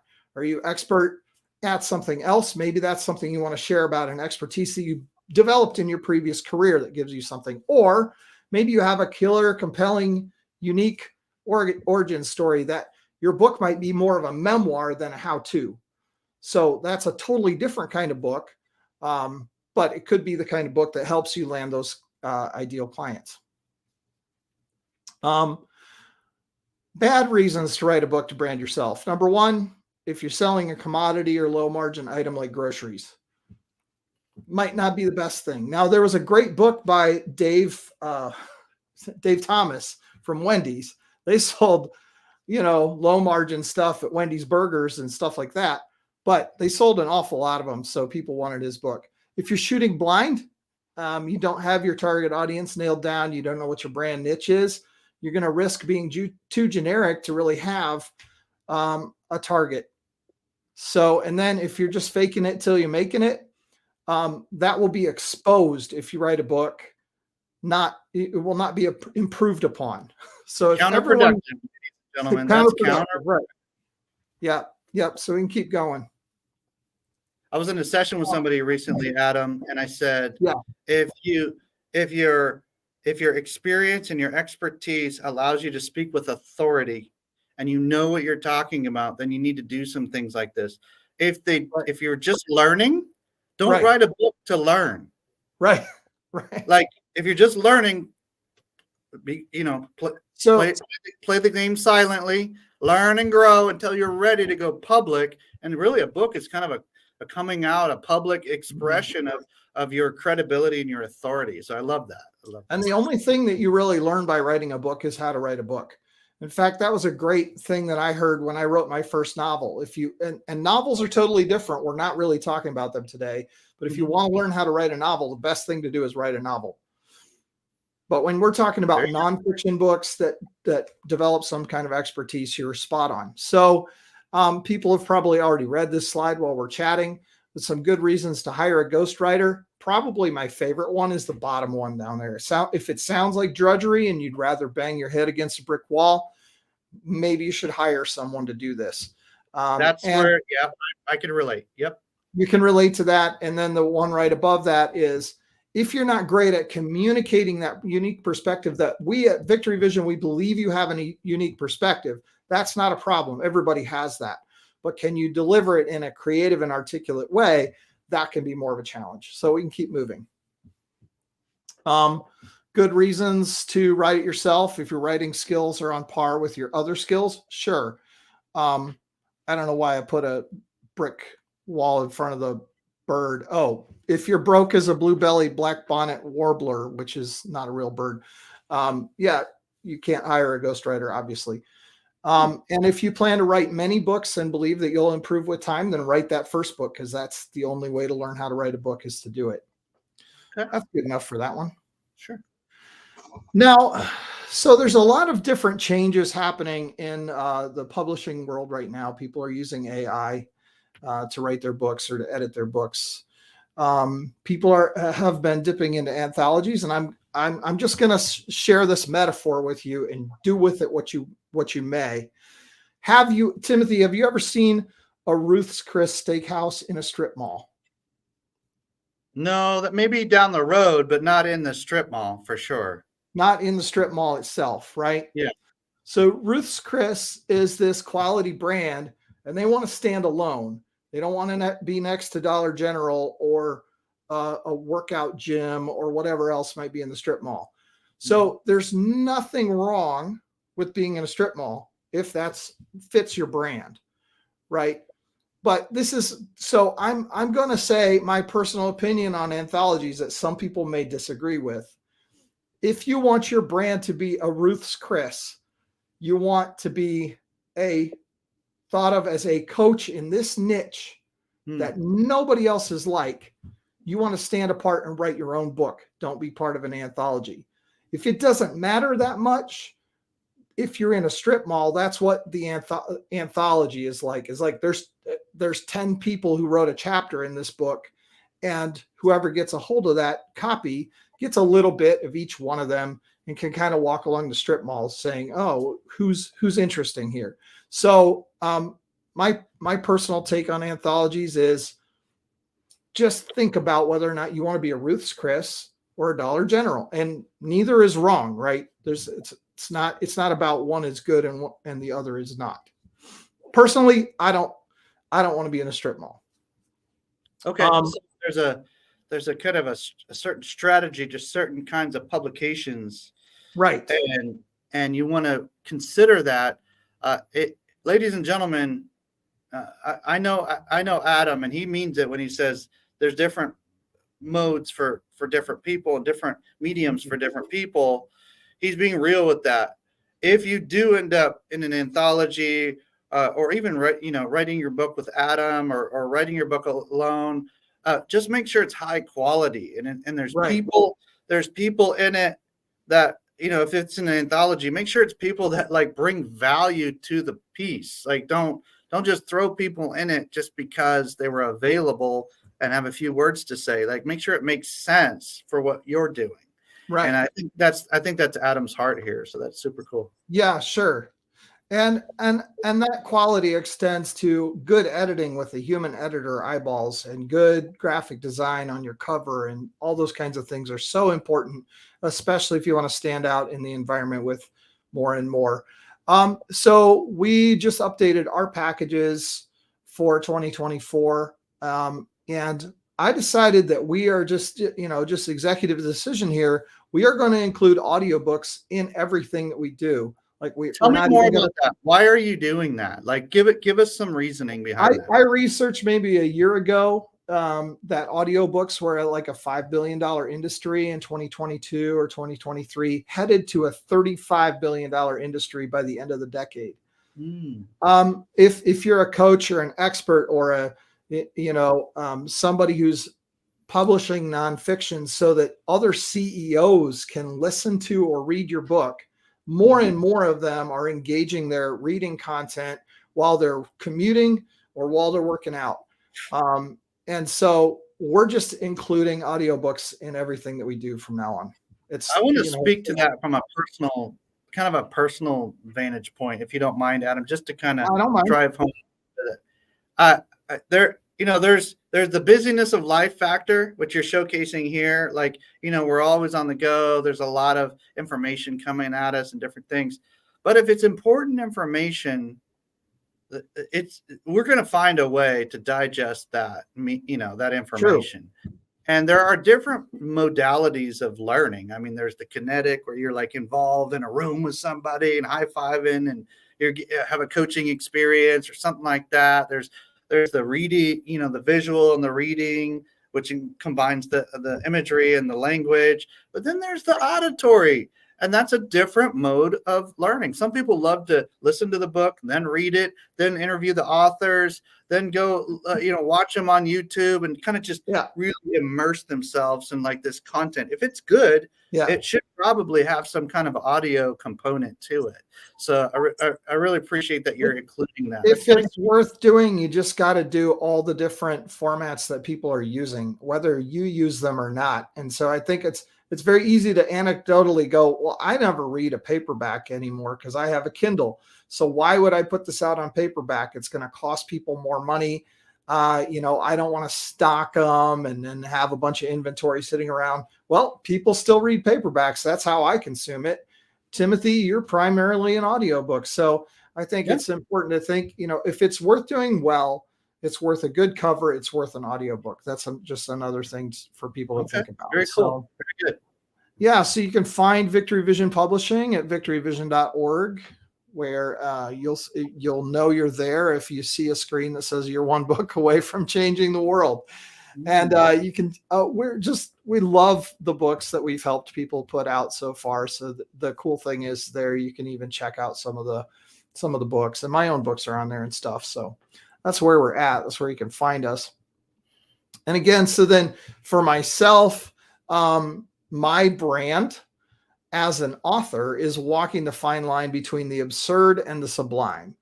And so think about, who is it that you are saying that you are? If you start thinking about writing a book, who are you presenting to yourself, to the world as, and what might that look like? So there you go. Let's see. I think we got some gifts. Yeah. Oh, come on. Bring it. We should have some gifts, right? Yeah. So I would certainly welcome you to a free coaching call, and even just to have that half hour or hour, whatever you want to do, through my Calendly link, which I believe Christine will be putting up for people. If you're not sure, you've seen this presentation, like, do I need a book or not? Just have a conversation with me. The last thing I want to do is, get people into writing a book when it's not the right thing for them. It's too costly in terms of how much time it takes, not to mention the amount of money it takes to publish a book, to do it if you're not really, really need it. So there's that. And then we also have, just finished this series called the Stetson Jeff Adventures. And Stetson Jeff is a Texan who's a little bit like Forrest Gump and a little bit like Chuck Norris and a little bit like Inspector Clouseau from the Pink Panther. And if you like to read a book that's just funny, we should have that. Yeah, there's the subscribepage.com there. So get that link, and you can get a free copy of the first book in a 6-book series there, just for fun. Now, I don't have a good way to deliver that book to you as an audiobook, but it is available on Audible. So there you go. Nice. I think those are my gifts. I love the gifts. Thank you, Adam, for being so generous. Look him up, ladies and gentlemen, Adam G. Fleming, and you won't be sorry. I tell you what, I first connected with Adam, just had a brief conversation, a life-changing just journey to be able to walk with an author, a person of faith, someone who really understands how to publish a book. And sure enough, God just dropped a business right in his lap so he could help other people to publish more of their books. So thank you, Julie Ballard, as well. Kind of a shout out there. You mentioned her before, just kind of setting the stage and kind of founding some of those pieces. And so really appreciate you too. And look up Adam Fleming on LinkedIn, Facebook, reach out to him, ping him, say, hey, what was that link again? I want to make sure I get on your calendar. Calendly.com/Adam Fleming. And then you can pop in /60 for that longer session. And just like many of our members, Adam's time is a premium. So a 60-minute block is not normal. That's not what most people get.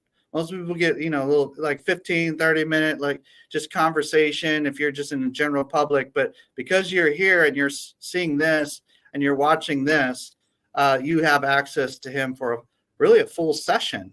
And that's worth hundreds and hundreds of dollars, if not more. So really appreciate you making that available to our audience today. It's really big deal, really big deal. So thank you. Yeah, it's my pleasure, Adam. And they've been amazing. And we've worked on some projects, so I highly recommend doing that. So any last words, Adam? Did we have any questions? Oh, come on. What are we thinking? Okay. So questions that may have come in, or comments, thoughts, snide remarks, funny anecdotes. Okay, some folks are asking about the upcoming event that we're having here in a few minutes. Maybe you can pop into that, Adam, and ask, answer a few questions in our kind of VIP Zoom room that we're making available for those who have registered. And it's not too late to register either. I'm looking through some of the comments and questions. Nothing right this second. There are some folks that are wanting to jump onto your calendar, it looks like, as well. So that'll be good. It's okay that there aren't any questions, but I'm disappointed that there aren't any snarky remarks. Oh, come on. Somebody light it up. Say something interesting and funny. Come on. Let's go. All right. So with that being said, Adam, thank you again for you and your expertise in this area. I'm going to go ahead and remove that. And then we're going to bring Christine up on stage. You're welcome to hang out with us here, Adam, as well. But I just want to say there's some folks getting pretty excited. I'm seeing it in the chat here in the comments, and about this connection time. Adam, if you're able to hang for a few minutes, we'd really honor you in that, and want to be able to have that conversation. People can continue to ask questions, but really networking is the focus. So, Christine, as we jump into that, what are we going to expect, and how do we register last minute?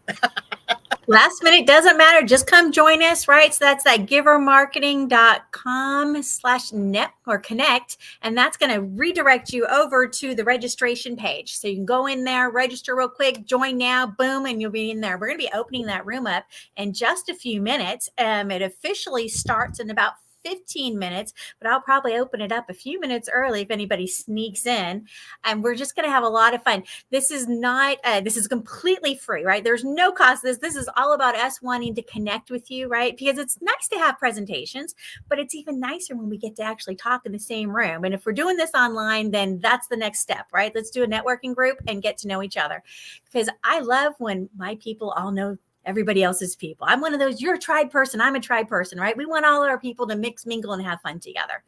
That's what this is going to be about. Over on Zoom, so that's a different channel, if you will. Jump over to givermarketing.com/connect. Jump in even now to kind of get ready. Christine's going to open the doors, if you will, to that room. We're going to have some fun. Are we going to pull down this broadcast here for right now, Christine? Is that we're going to leave it up and leave this sign right here. This way, if anybody comes and looks at our broadcast, they'll know where we are, so they can come join us. So if they see this, they're like, oh, that's the time. I better get over there, right? So this is just a reminder for anybody that tunes in and may have missed the morning shows. They can actually catch up if they want to. So there's a lot of options. All right, we'll keep it going. God bless you guys. We're going to jump over to this room right now, givermarketing.com/connect. So go ahead and grab that. It's in the comments as well on the social feeds. So it'll be hard to miss. Pay attention. It will be hard to miss. All right. We'll see you over there. All right. God bless.